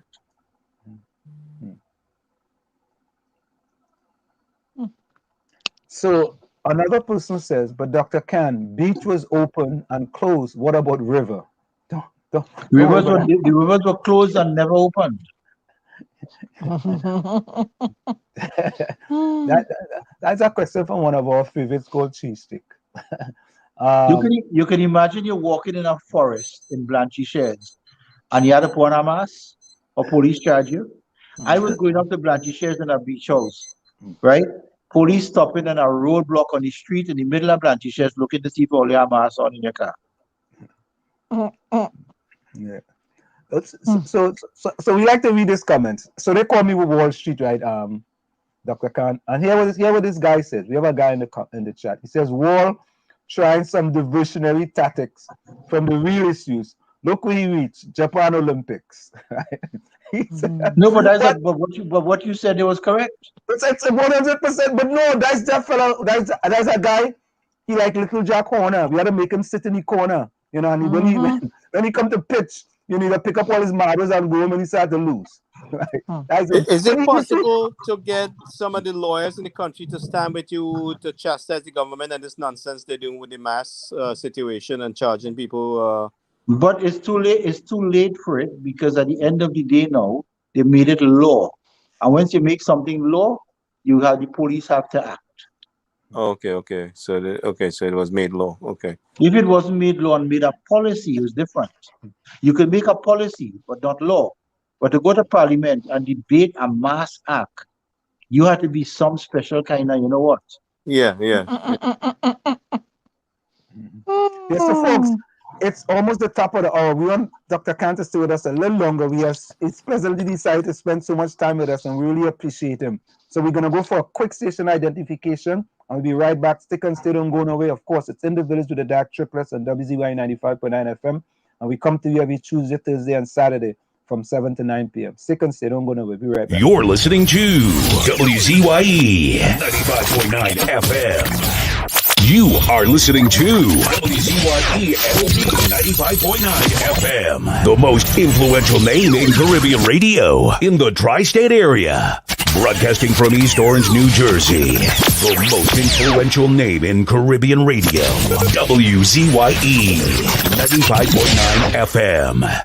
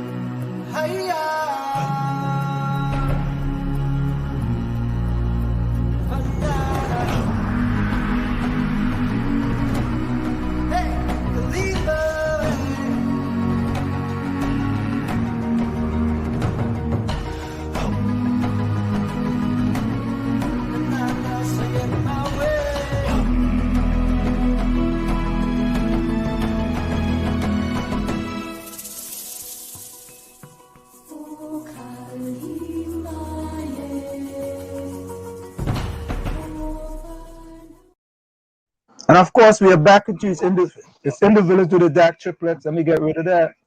It's in the Village with the DAG Triplets on WZYE 95.9 FM. And we have with us in the Village with us tonight, Dr. Khan, and he has graciously answered all the questions put forward to him. And we have a new person that's joined us in the Village, Patrick Thomas. Patrick, just put where you're joining us from. And he asked the question, Dr. Khan, is natural immunity not better than vaccine immunity? Natural immunity is good, but it can be boosted with a vaccine if you so desire to boost it. But if you have natural immunity, it means to say you were infected with the virus and you've gotten over it and you have your own antibodies. And I would think, based on my medical knowledge and what I know, that is a good immunity because if you are going to get infected with the other mutant strains, such as the Delta, the Lambda, or whatever you want to call them, you will have to get immunity to those two in the same way that you have to get a vaccine for them too. So natural immunity is a good way to go.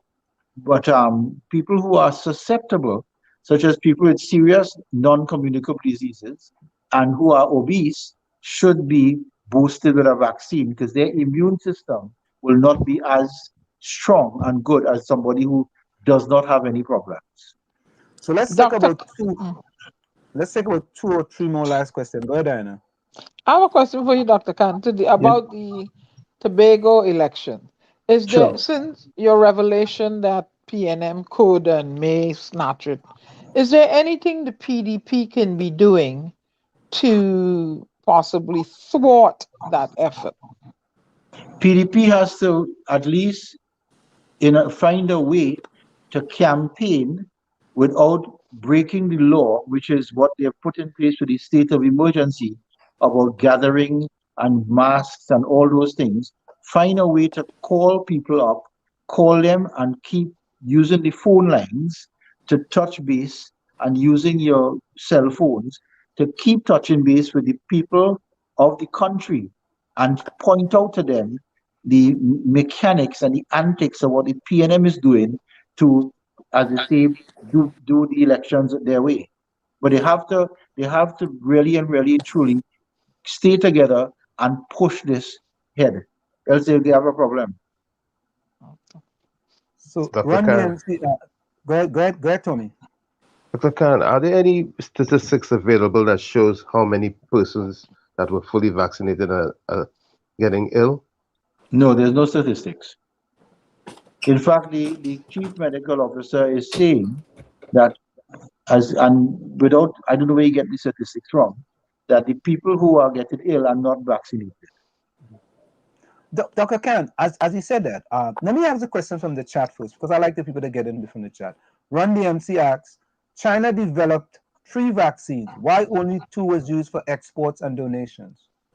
I guess that's because the Sinopharm and the Sinovac were the ones who were more efficient than the other one. I forget the name of it. That was not as efficient and given a proper coverage as compared to the Sinopharm and Sinovac. Okay. And another question from Ellis Laborde. Dr. Khan, what about alternative medicine?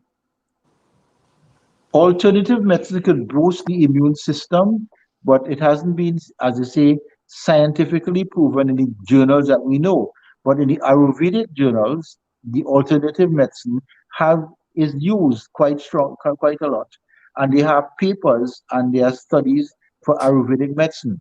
But if you come and say, don't do the normal medicine and use the Ayurvedic medicine, that is a choice somebody will have to make. Somebody came to my office today and was telling me he is not taking the vaccine. He's going and do his bush medicine and his Ayurvedic medicine because I'll work.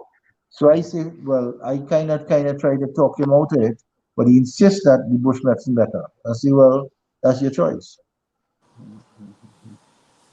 So you are saying that you would encourage people more to take the vaccine more than anything, so to take the jab. If you have the NCDs, if you have the serious comorbidities, you run the risk that your immune system is not strong. So you would have to be smart enough to boost it with a vaccine because it's not a full-grown viral effect. It's a small viral effect. And you can get antibodies that way. However, if you are healthy, strong, and and your immune system is strong, then you could decide on the choice.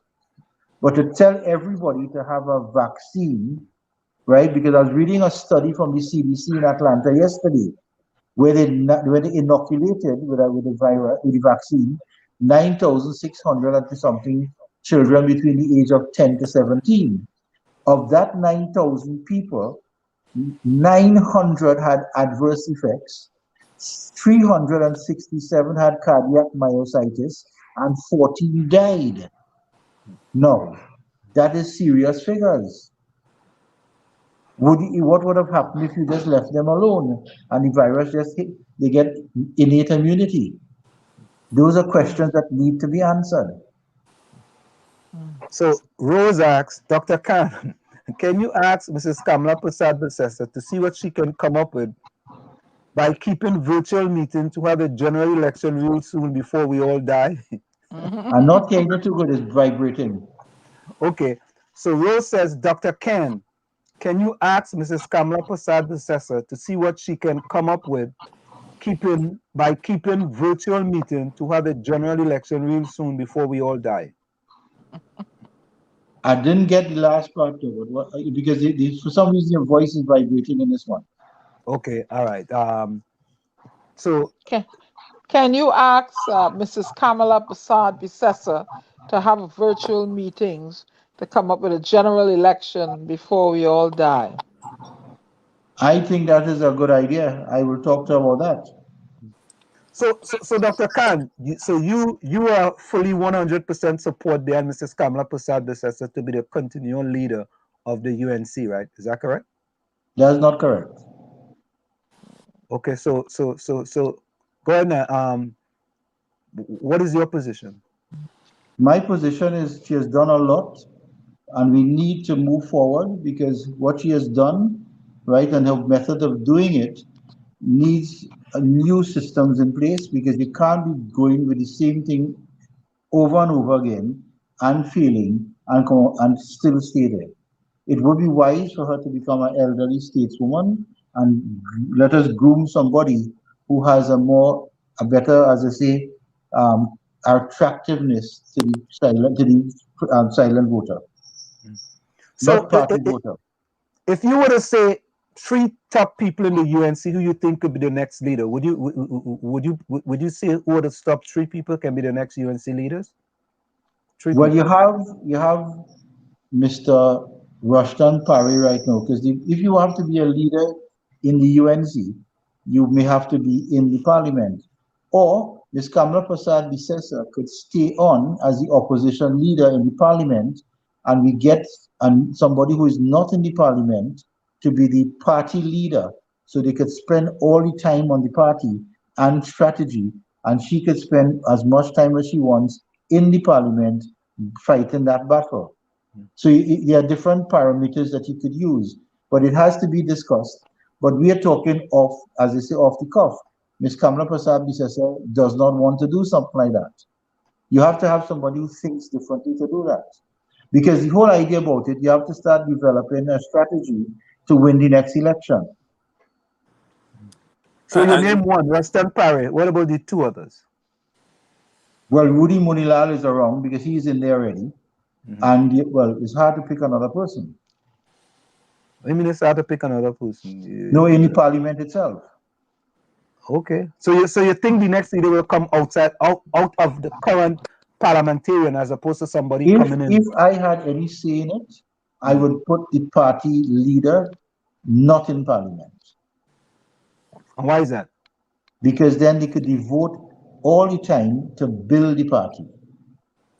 And the party in the parliament, the leader is the opposition leader. Yeah, you could split the position. You could split the position. And in other words, you are going, and once it's sort of a symbiotic relationship, of course you're going to have the politics, but at the end of the day, I believe also that the thing about it, what we have in our party that Pandey started, 1 man, 1 vote, leaves a lot to be desired because it can cause people to just register voters to kick out somebody. I think we have to change the whole dynamics of the party system and decide how you want to win the next election. Yeah. You can't win the next election with what you do now. You can't. So Dr. Khan, we have a fella by the name of Ellis Laborde. My last name is Lebon. His name is Laborde. Yeah. So we're kind of far from my last name, right? This is what he says. He says, no, Dr. Khan. They call me Wall Street. He said Wall Street looking for information to carry back to 𝗲𝗍𝘆 house. That's okay. 𝗲𝗍𝘆 house. What the round friends that do 1 man, 1 vote too, and that's of his party.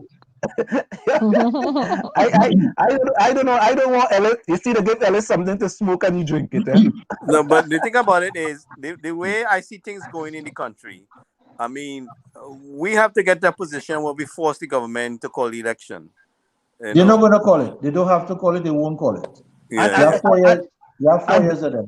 And Dr. Khan, that's what I tell people. I say, oh, we call this up. I'm telling people. I say, listen, the PNM is not going to call an election until 2025. They're not going to do it. You're not going to have no election before 2025. So understand. Yeah, and I try to tell the people, no, because you said no, but I'm telling you guys, And yeah, I don't know. I know they're not going to do it, but is there a way that we can force them into that position? You can't force it you at can't all. force them. Yeah.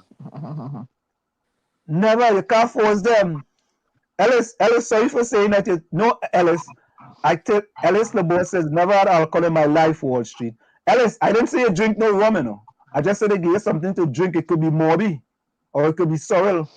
You know what I mean? Or it could be yellow passion fruit. It could be something. It don't have to be any alcohol, right? Of course, JD Stacia says the Constitution has been changed to allow for that, Gary. That's right. That's right. And I have said this. And I'm not saying this because I'm a PNM supporter. I am saying this because, when we look at it, Dr. Rowley's not going to make the same mistake that Patrick Manning made back then and call a snap election. Yeah, but Patrick Manning was forced into a situation, and you guys may not want to admit it. But between Ramesh, let me tell you something. Dr. Rowley didn't come until Ramesh bring the evidence to hit. If we want to speak the truth, is Ramesh and Ramesh really did the damages on the PNM day. It wasn't Kamla. No, he did for the and he's quite right. Kamla did not do no damage on nobody. Kamla was chosen after Ramesh, Jack, and Gypsy damaged Patrick Manning and Pandey. And then Kamla was chosen because people would be calling for a different leader than Pandey from the People's Partnership. Kamla herself did nothing to strategize anything. She didn't even know what was going on. When I came home in 2008, I took a ride with Ramka there, right? Right. She accused me of things I had no idea what was going on. I was called into an emergency meeting at a location, and Jack and Ramesh and all these guys showed up. And then Gypsy tells Jack straight out that he not supporting Ramesh, even though Ramesh did all the damages already down to the PNM. This is it. And Ramesh was angry as a result of that. Yeah. And then if you notice, do you remember, I think around that time, Ramesh was in Parliament with Pandey and yeah, he was in the Parliament.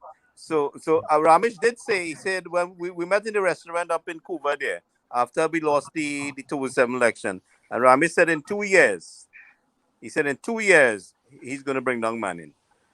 And Ramesh brought the evidence with Call the Heart and all that. Yeah. So and some don't have an idea about that, but Ramesh did the damages and forced, and then Dr. Rowley ried on what Ramesh was saying, because Ramesh shook them up pretty bad. Madeleine Mahabir says, what about Rudy? I think that might be Dr. Rudal Munilal. Rudy Munilal. I mentioned his name.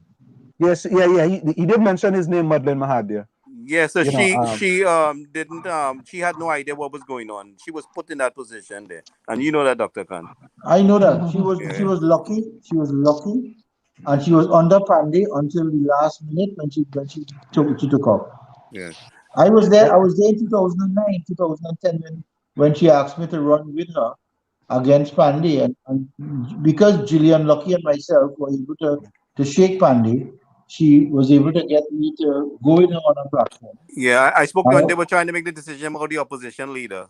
I spoke to her that day, and she said that she can't talk, that they were trying to choose the opposition, and we were waiting on you guys to vote who you're going to support as the opposition leader. Yeah.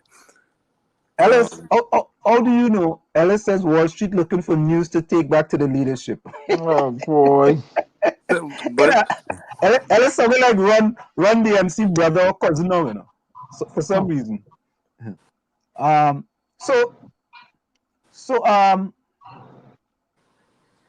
there's no way that we could shake them up like how Ramesh did. No. You won't. That is wishful thinking. What happened? Yeah. What you have to do from now is build the foundation and the strategy. So when they do call election, you'll be ready and very strong. And as it is going now, you can't do it without. Right. So Troy Smith says, I don't know if you agree with this, Dr. Ken. He says, Ansem, we're going to have a SOE for the next 4 years. I don't think so. No. The maximum the SOE will go is the next 3 months, right? But I can't see PNM carrying it unless they really, really, really want to shake that Tobago election.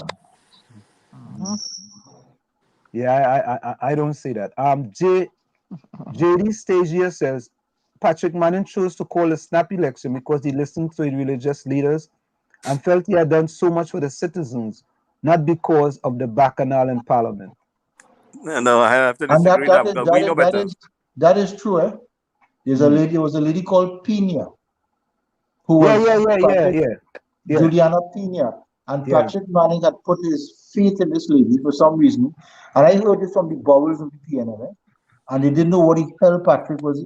He had basically lost his mind. Now I will tell you all something, that I was in Parliament, and Patrick Manning and myself were very close.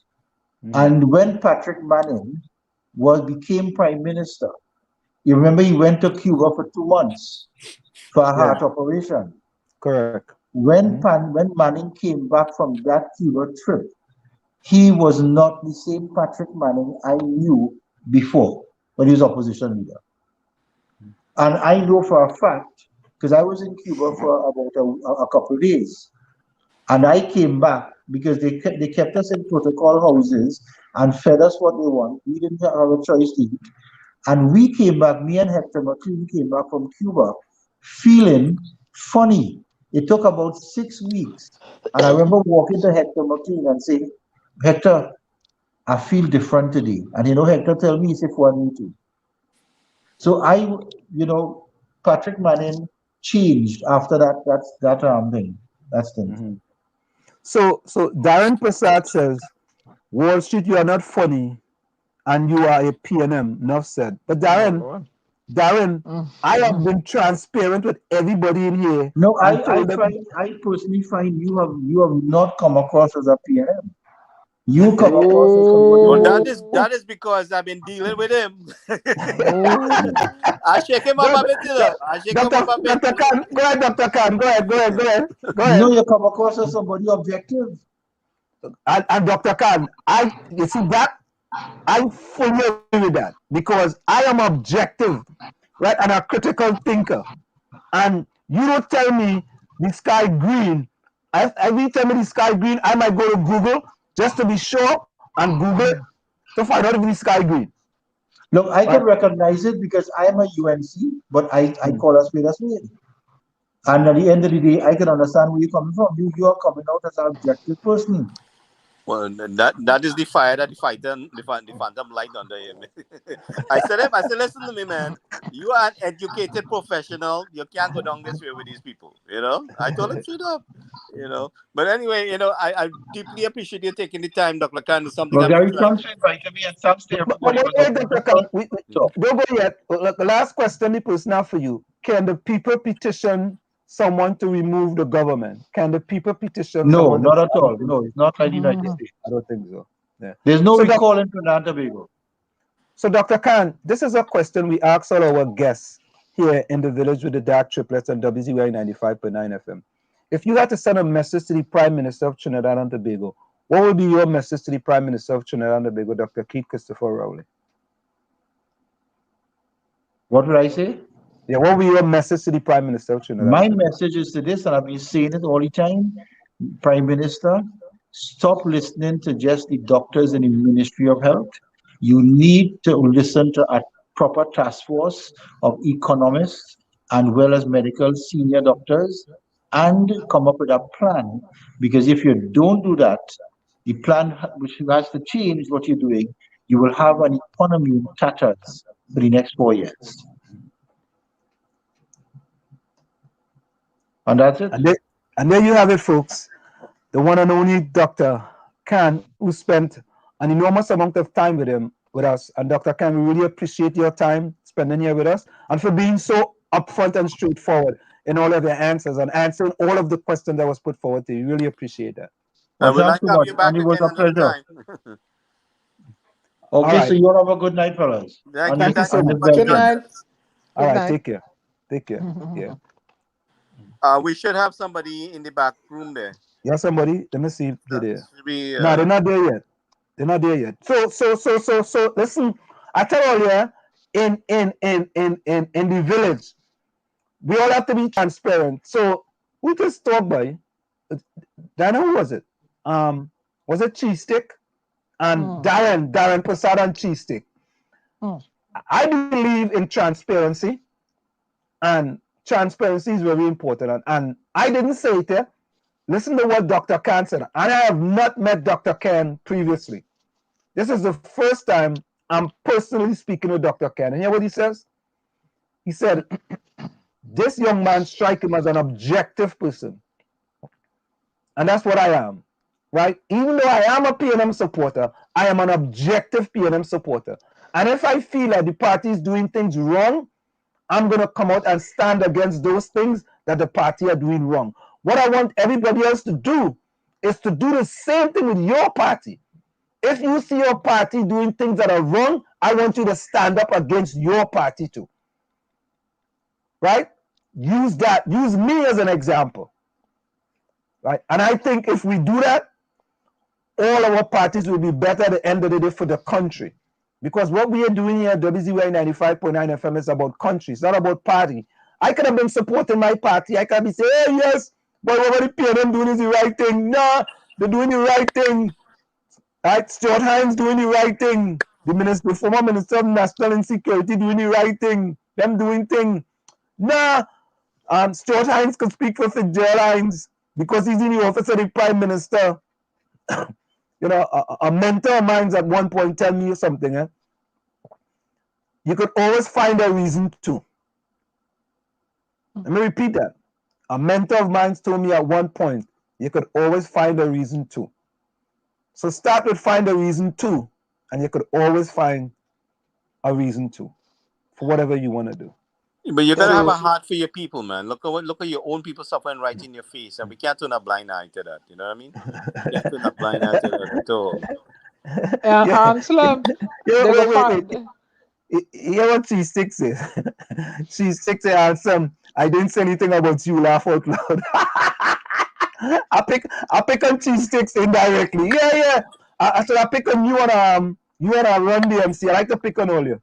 Can you play that video where Diana was on the show today? Yeah. They could find a reason to call you a UNC dog. Yeah. Ansem, I like that you are a lot different people interview on your show. I like that you get a lot of different people to interview. Yes, that's what we do here.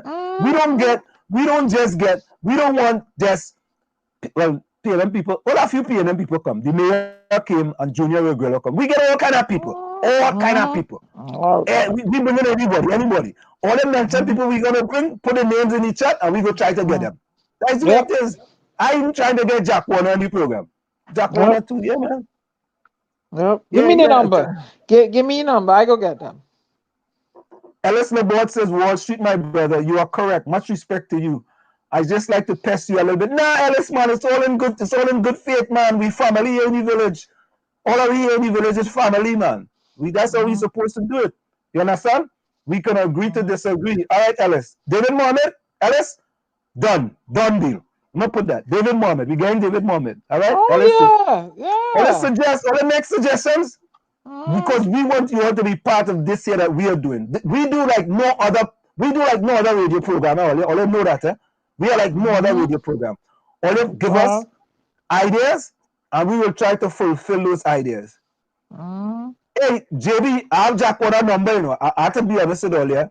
I sent Jack Warner a message in order for him to come on the program. Eh? He told me that he's not ready yet. In due time. He said, that's what he said to me. Every day, Jack Warner sends me a message. Every day. No, Chris. We already sent the Minister of Health a message. He said he can't come. Prime Minister telling him he can't come. Wait. Look, my dog says, I'd run DMC, but he still supports his party. Misinfo, there's few people, you know. My dog, I'm going to name you Mad Pumpek, you know. I said I'm mad. Hey, Nadia, good night as well. Nadia, good night. Good night, Nadia. Nadia said good night, everyone. Be safe and stay well. We had a few people new join us, you know. Troy Smith. I think Troy Smith was already here before. Right? Troy Smith. Yeah, my dog, but I call your name, boy. Nadia Mungal says, thank Miss Dr. Khan. Yeah, of course. Hey, there's a chicken. There's a chicken shortage. JD Nastasia says, answer me song more like an independent. Yeah, it could be, you know. I no joke. Yeah. Curry said good night to JB. Well, maybe you need to form your own party, yes. Yeah. I want to say he's just like them. I want to say he wanted more on his end, but I support his decision because his portfolio never says enough. All right, my dog says that. Troy Smith says Wall Street, let Darren go with a go along, get along gang. Who's Darren? Troy, you starting to put things like how Run DMC does put things on. Who's Darren? Wall Street, let Darren go with the go along, get along gang. Who's Darren? You stay there whole night and let them confuse you. Yeah, I don't know. What's that? JB Harper says, giving you a public spat with Candace Santana some years ago and your utterance about fat people getting COVID. Do you have a problem with overweight people? Oh, JB, I missed that question, boy. I missed that. Hey, look what we're coming, boy. You know Ulrich. that. Welcome, Ulrich. Ulrich is the next one, and if you don't stay two of them. It's two of them right there, no? It's Ulrich and Run, right? Mm-hmm. Anytime them fellas put something up and you don't talk about them, they start to pout. Ulrich from Chumaka, okay? So I understand why he does pout. But Run, I don't know. Where Run from again, Diana? I have no idea. Toko, I think he's from Toko. The countryside. Don't really far. Run, you're from Toko, right? Oh God. So what are the next guest coming or what, Gary? Yeah, she wants to reschedule. Okay, she wants to reschedule. No problem. She's having some problem with the internet. Yeah. All right. So who are we? Melissa from Malabar. Lana said bring Minister of Sports. Lana, call she first now. Lana, call she first now. Oh God.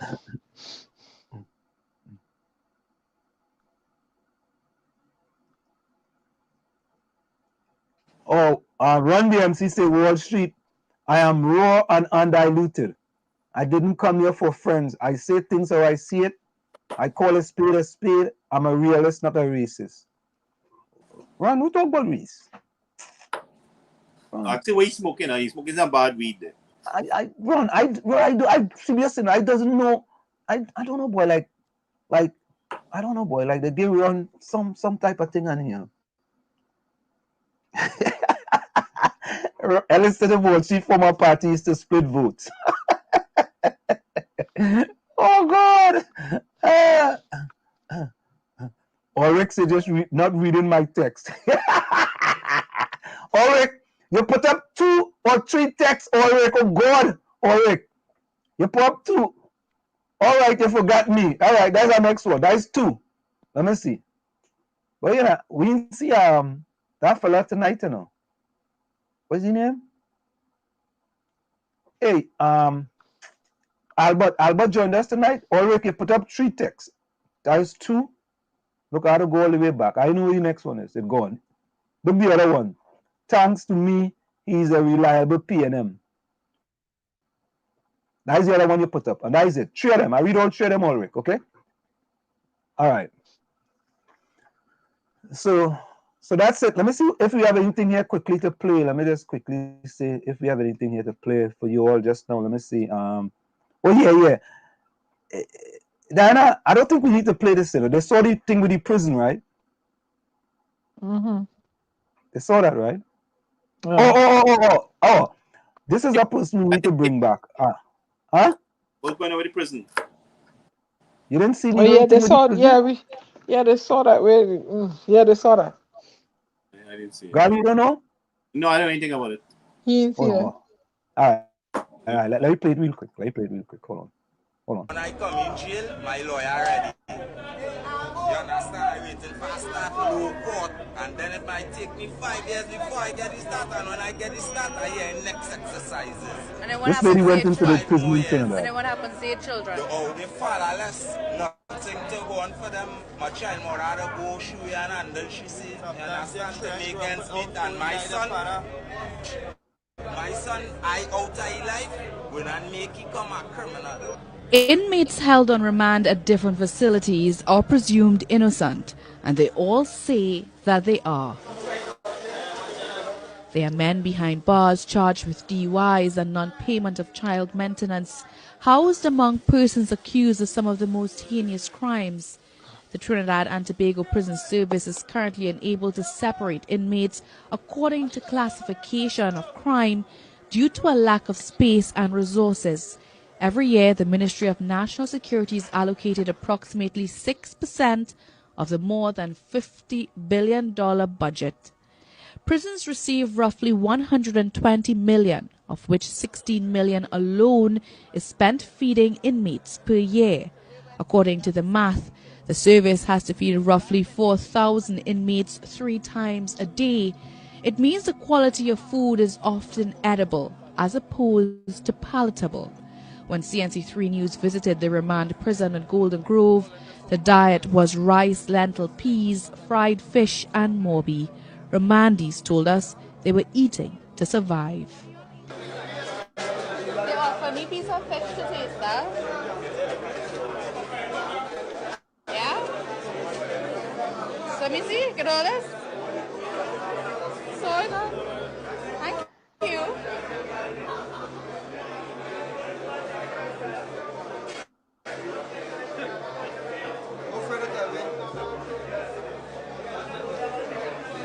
It's not bad. It's not too bad. But the rice and thing boiled good. The rice and boiled, but the rice boiled halfway. Infrastructure at the Port of Spain prison is difficult to maneuver. Remandees say its current design does little to support their presumed innocence, for in 2020, inmates on remand still use slop pails where available. So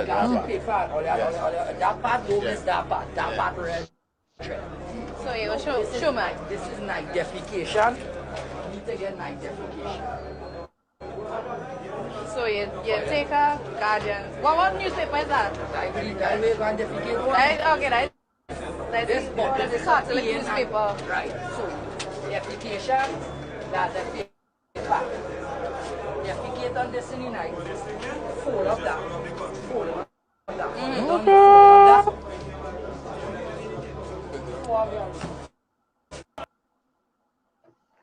You see? Damn. That's what goes on. That's the same thing our friend said. Remember the guy? Yep. It's real. I mean oh, good Lord. It's real. But the reporter is in there with them. She's not wearing a mask, but nobody's wearing any mask. Everybody's jumbled up together. No, I don't know. I think that might have been prior to COVID. Before. Mm-hmm. Yeah. What was that? That might have been prior to COVID. But you know something? This is what Ron says. What are you complaining for? If you do the crime, you will do the time. But you know, Ron, if you go to jail and you come out worse than you went in, what do you think is going to happen to society? Mm-hmm. Well, if you put all these people in jail and you treat them worse, right? You treat them in a certain way, right? And when they come out, they are worse to society. Right? Guy makes a simple mistake or a small. It don't serve any purpose. Child maintenance. You shouldn't be going there like that and have to defecate on paper and all. No. Shop for child maintenance? No. I could never agree with that.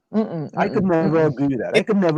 Because smoking point or something like that, or you could get caught. I mean, you could be an accessory to a crime, you know, right?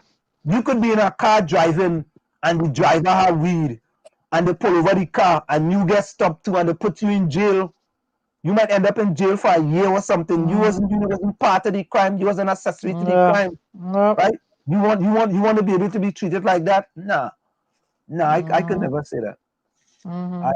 You could lose your job and you can't continue paying the maintenance, you know, and yeah. And Ellis, I you're don't. right. Ellis is absolutely right. There's a lot of innocent people in jail. A lot of innocent people, right?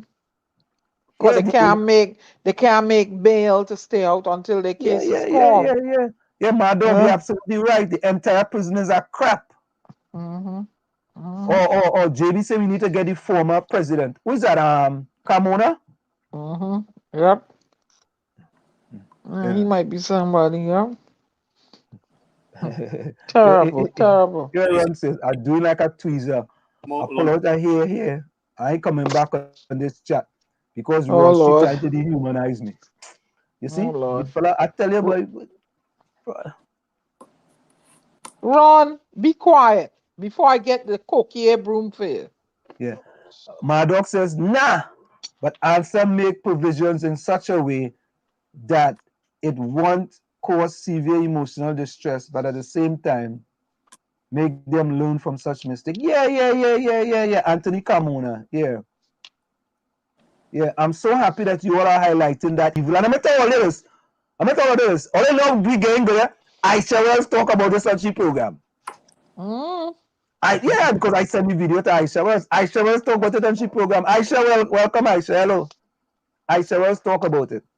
Ulrich, so I'm so happy you all are highlighting that evil. Yeah, Chief State, you're right. A lot of time prisoners are waiting trials for years for petty crime. Years. But you know, I to Faris, and I mean, you know, he never acknowledges to anything to it, is that to utilize we have people just kind of wasting away in prison when we have so many work done, so many things to get done, that we can utilize these guys for who are minor offense on community services, you know, things to get done, fixing up the schools and cleaning up the place. A lot of things, you know, that can be done instead of just having them sitting there wasting away. So we need to put some kind of a structure in place where we are utilizing the prisoners to help us, you know, alleviate the cost. You know, so I mean, I don't understand why they're not making an effort. You know, that according to Dr. Khan, the guys are not taking no suggestions from anybody. You know. Yeah. Okay. Curry says they're all still humans regardless of the crime. Ellis say no, this is no way to treat humans. Troy Smith says, Mr. Wall Street, best and safe night to you as well. Melissa Phillips says, prisoners' meal is another money laundering government project. What? Yeah. Meals, another money laundering project. Cindy Lampkin says, have a safe night, stay safe. You do as well. Yeah. You see, the thing about it, you don't get them to do anything unless you light a fire under the tail. You understand? Yeah. That's what we did with Brian Mann in there.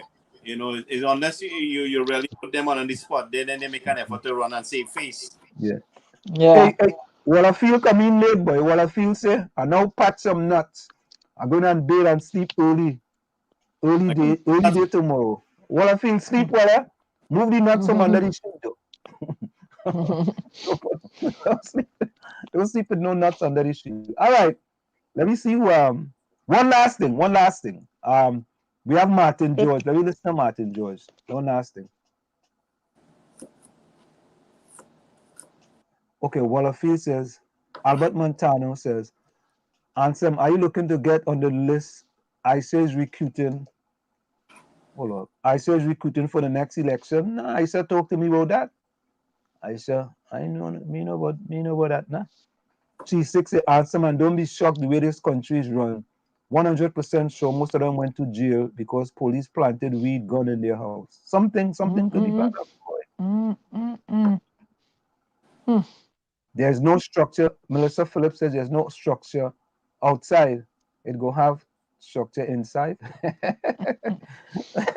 We're on vex about. When it hit home, then you all will understand. Why he always with a vex face so? Who's that? Run? Yeah. The boy, look, he come back. He come back again. Another vaccine advocate, Martin George. Look, okay. All right. I'm reading your comment there. Miss Diana, you're going on Miss Diana. Oh, you know Miss Diana, look now what she have it. Diana? He said on the program this morning. Oh, all right, Ulrich. Sorry. I didn't see that. Thank you, Ulrich. That's why we have 6 eyes on the program, you see? Because, sometimes those glasses get kind of foggy just so, but all of a sudden. All right, let me quick listen to Martin George here. I was supposed to bring Martin George on tonight. Let me listen to him. Yeah, another night. Yeah, another night. Brian Manning say that the incident in front of his desk is staged. No, that wasn't true. We go try to get that lady on the program. Oh, yeah. All staff, workers, and personnel interacting with these bars, business places, and places of entertainment must be fully vaccinated, and that the patrons themselves must also be fully vaccinated. Mr. George said the government must be innovative and bold in moving forward. And the government must not be afraid to, step up to the plate and take the decision to bring that legislation to the table. Despite the repercussions of protest action against similar legislation in St. Vincent and the Grenadines, George says the government must lead from in front. And we urge the Prime Minister and the government to lead by example, show the nation that all the government ministers, all the government members of parliament are vaccinated. Let them come on TV, let them come on the media and show that they have been vaccinated. Elizabeth Williams, TV6 News. Ayana, you see, I'm not a person for mandatory vaccination, but I think he has a point with respect to all the ministers showing that they are vaccinated. Because you can't be telling people that they have to be vaccinated and some only ain't vaccinated. Right? And which vaccine they get? We want to know. Yeah. They have to be transparent. We want like I'm transparent to all. I tell all I vaccinated. I take Moderna. You understand? I vaccinated. I take Johnson & Johnson, the one shot. Right. And listen, and if other people Rose said a lot of mosquitoes here tonight. Look, Rowley shop. Rowley mother from Toronto shop. Oh, Lord. Yeah. And buck him hard. All right, folks. Ellis Laborde said Martin speaking for himself and he's asking the government to break the law. Oh, Lord. Yeah. Richie says, why are you talking? You reading from a paper or teleprompter? Oh, jeez. Richie, I don't know. I can't help you with that. I ain't know. Okay, JB Apple says Brian Manning said that the incident in front of his office is staged. Oh, you know it's staged. You see that? I wait till they get them for that. Yeah, I'm falling for that now. But anyway, who's the 2 people closing the program tonight? Let me see. Which 2 there now? I know. Rowley. Yeah. Put your closing comments in the chat. And Rowley and let me see, Melissa. Rowley and Melissa. Being that they're there. Yeah. Rowley and Melissa, could you put your closing comments in the chat, please? Run, not you run. Yeah. Okay? Because after that, don't listen, you know. Melissa and Rowley. Okay, Melissa and Rowley.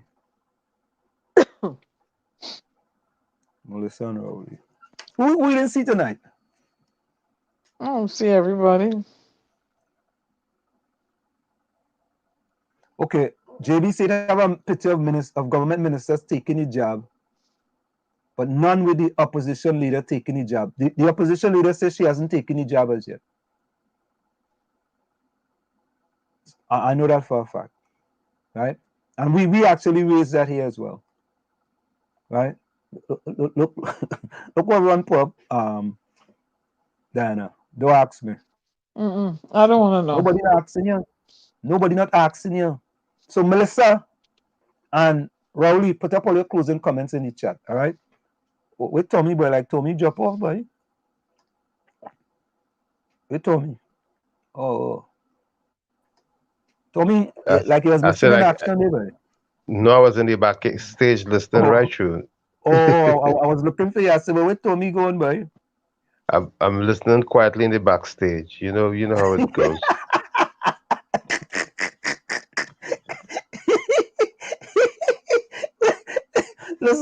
listen to little Ron Horner.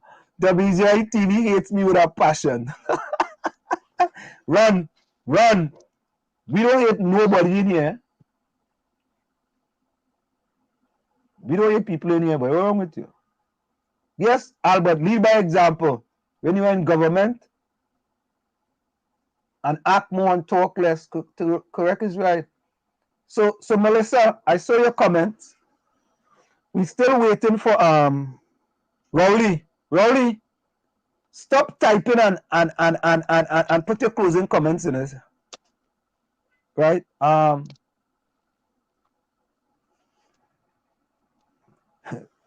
JB Appa says, congratulations on the PNM 1-year anniversary of his re-election into office. Yeah, Mark, you say he's doing like me. Mark say he's doing like me. That's a good thing, Mark. He said, Tommy, I doing like you. I guess he's backstage. Oh, okay. All right, Rowley. So Rowley poppy comments. Yeah. All right. Rowley, good job. Good job, Rowley and Melissa.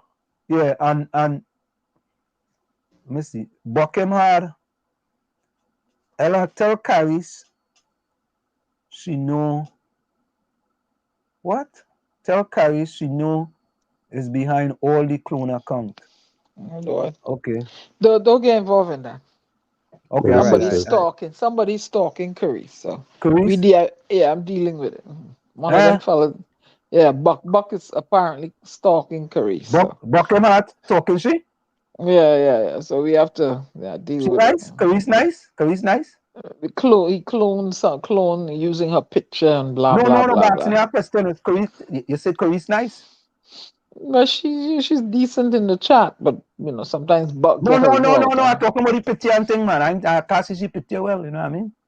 I never look at the picture. I don't look at women that way. So. Tommy, you know? Negative. Tommy, you made it neutral.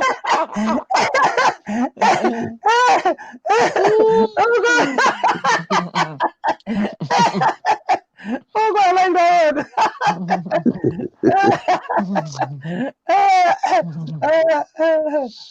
Yeah, Alex in the village we're in our room just now. Yeah, we're in our room. What, boy? JD Appa saying good night to Caris, boy. Caris, there's something about Caris. I don't want to look at Caris' picture, yes? I don't see all these things. Caris says good night, Diana, Tommy, Gary, and Sam. I'm sorry about the drama I bring to your chat. Caris, you don't bring no drama, man. We could handle these stories. She's 6 in Miss Diana, Ansem, Tommy, and Phantom. We are really thankful for giving us a voice. We really appreciate a lot from you all. Yeah, boy. That's what we're here for, man. We giving all our voice, man. We want them to call in or to come on the program too and say what's going on. Give us but we had to start. We had to start back. We had to bring in because we was going to bring in Erica. So we had to start to make somebody from the program. And listener, we're not making Ron the first guest, eh? We're not. No, I want to understand that. I'll tell you all that right now. Ron is not the first guest. He's not the first guest host. I'll suggest Mr. Montano because he seems to be knowledgeable. And so Lana.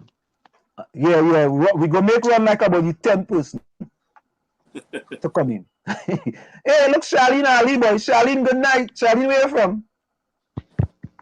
Charlene Ali, boy, where you from? Just put in the chat quickly. Yeah, boy, Margana, you love is real in the village.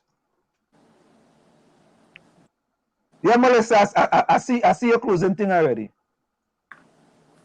We are all, Ellis said, we are all beautiful except the PM and Martin, George, and Mariano Brown. You going back to Mariano Brown, boy? Huh? All right, let me listen to what this fella saying, and we go finish with this one. Hear what he say? This is Ron Ole. Just a warning, people in the chat, be careful who you confide in on this chat. Keep your personal business to yourself or it will be on the street. That's what Ron says. So he dictated the rules for this program? No, he's saying No, don't nothing he twist gained off. advice. He gained advice. Rowley says, and some Buck and his friend Jason are using a stolen picture of 𝗪𝗏. Oh, that's what's going on. Hey, Olio, I will tell you something, yeah? We're not tolerating any of that here in the chat. As soon as that goes, you're getting blocked. Okay? Absolutely. We're not tolerating that. We have a very nice, peaceful thing going on, right? We go back and forth respectfully. We're not encouraging that. Right? As soon as anybody tells me anything about anybody who have a fake profile, you out of here. We don't want that. We want real people in the chat. If you had to come in with a fake profile, it's unacceptable.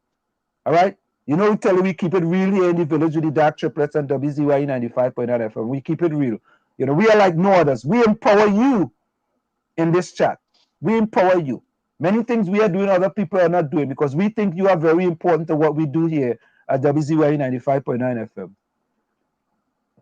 All right, so Rowley says, I have proof that Brock is using 𝗪𝗏's pictures. He messaged me on Facebook and was gloating. All right, we go take care of that. We go take care of that. JB say Andrew come in the chat. All right, folks. So we already have the comments by closing comments by Rowley and Melissa. We're gonna start with the closing comments for the night. As a matter of fact, Diana, you want to go? Okay. Hold on. Yeah, go ahead, Diana. All right. What Trinidad and Tobago needs now? What Trinidad and Tobago needs, especially now, to get her back on a positive track from the health and economic crisis, are smart, innovative, critical leaders instead of politicians. The leaders should be statesmen and women who are ready to surround themselves with quality, expert advisors rather than political appointments and yes men or women. We need individuals with a meaningful strategy and the ability to proceed with the systems needed to provide strategic, sustainable solutions to protect future generations. This is especially important in the environmental protection policies addressing climate change and public health issues. Instead of promoting negativism, we need leaders to project consistently a positive, can-do attitude. To the voting populace in TNT, I say, start voting for policies and not party, politician, or race. Your golden ballot should elect cohesion, not chaos and confusion. The best leader should craft the best policies that bring cohesion, economic growth, access to capital, a working judicial system in which justice is swift and fair, infrastructural development, and attract investors to the country. This leader should want to interact with citizens of the diaspora in all regions of the world, because having been born in Trinidad and Tobago, we all have one thing in common: a birth paper issued by the Republic of Trinidad and Tobago, making us all citizens of Trinidad and Tobago, henceforth remaining patriotic to the land of our birth. This is Diana Benskin, aka The Storm, bidding you auf Wiedersehen until we meet again. Good night, my beloved people. And there you have it. Albert Montano said, I communicate to you on my cell phone and watch on my smart TV. So, folks, Theodore Roosevelt says, let me get this here. Theodore Roosevelt says, hold on. Theodore Roosevelt says, patriotism means to stand by the country It does not mean to stand by the president or any other public official, save exactly to the degree in which he himself stands by the country. It is patriotic to support him insofar as he efficiently serves the country. It is unpatriotic not to oppose him to the exact extent that by inefficiency or otherwise, he failed in his duty to stand by the country in either event. It is unpatriotic not to tell the truth, whether about the president or anyone else. That's a quote by Theodore Roosevelt. From where I sit, this is it. The clock on the wall, so that's all I like to say, but I've got to go. Remember, hard work beats talent. When talent does not work hard, and for every 60 seconds of anger, you lose 1 minute of happiness. Tommy? Yes, indeed. This is by Tony Robbins. Tony Robbins says, stop being afraid of what could go wrong and start being excited about what could go right.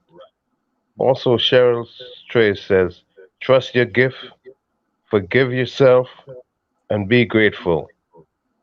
I like to say, thank you for spending this time, or allowing me to spend the time with you today. And I hope to see you on Thursday, God willing. My mantra for this week is hashtag give thanks. Thank you, Tommy. And Gary, you closing the program before we get Melissa and thing in here. Go ahead, Gary. Thank you. Thank you, everyone, for joining us tonight. Also, special thanks to Dr. Fuad Khan for taking the time with us and answering our questions. I just want to reiterate to everyone that this program is about you. Feel free to let us know what's going on, what's happening in your world, in your neighborhood, in TNT. And let's join together in one force to make TNT a better place for all of us. This is a Trini Phantom saying good night. And in the closing words of Melissa Phillips states that together we aspire, together we don't achieve. And let me go back to, I gotta go back and see Rowley. There's Rowley closing comments. And Therese, tell them guys don't mess with you because the Phantom don't play at all. Yeah. We go take care of that, Therese. Don't worry. Okay.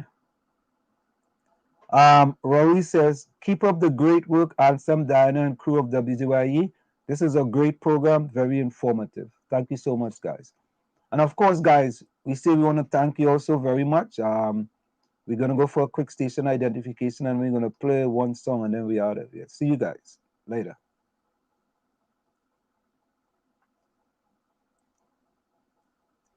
Here we go.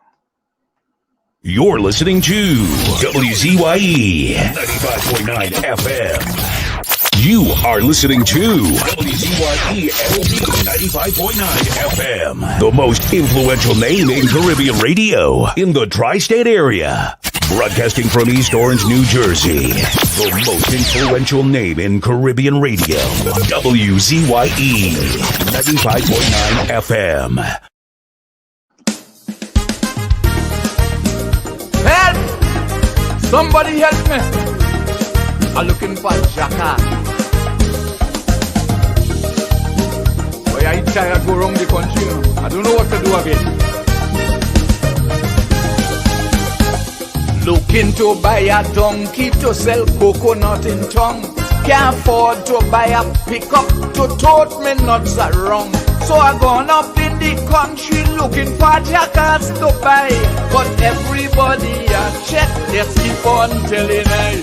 They say up here do a donkey, aliment a plenty. Up here do a donkey, aliment a plenty. If you want to see real donkey, aliment a plenty. If you want to find real donkey, aliment a plenty. Donkey for sewing day, donkey for sewing day, donkey for sewing day, donkey for sewing day, donkey with PhD, doctorate, law degree, donkey that dance for so, don't know from head to toe. Looking for a donkey,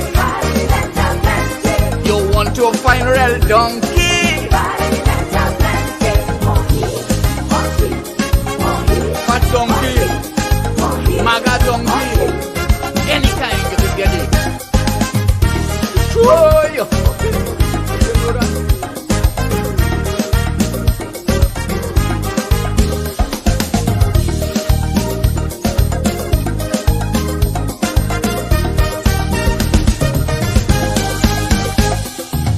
down south in Rancho and also Lopino. Fight up Mondo Nevo and Brasso Seco. They say it have a old man, he bound to have a few. But when I check the old man, he and all same too.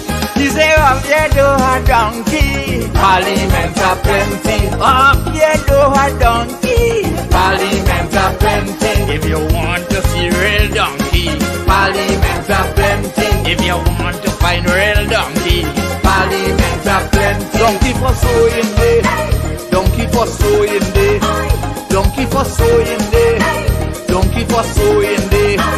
Donkey with weave and rats, even bald head jackass. Donkey that's straight and gay, donkey that bold and grey. Looking for a donkey, you're looking for a donkey. Oh he, oh she, she can't no shiny donkey. I know what black donkey, grey donkey. What are you telling me about? Boy, hey, oh yeah. I wonder if I rain happen. They said that donkey looking like Saddam and some looking like Madam. Long time had plenty donkey all over the country. You coulda buy 2 or 3, easy, easy, easy. But since it have a shortage of jackass, so they say, just wait until election when they come out to pray.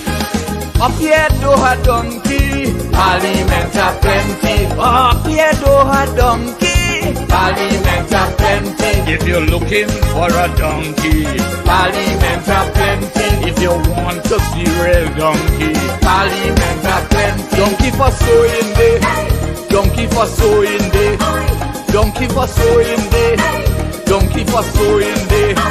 Donkey in suit and tie, who love the mama guy. Drunk and corrupt donkey, that like to lie plenty. Looking for a donkey. So here you want to find real dung in right road. Oh boy, you have to have national pride. Up in the red house now, they gone back up there. I never go up there before. Boy, ask people looking for a donkey. You up and down the country. I feel like I go check out my partner Ronnie, you know. The old donkey man, he must know where I could get some. Before they looking to send me in prison or something, you know.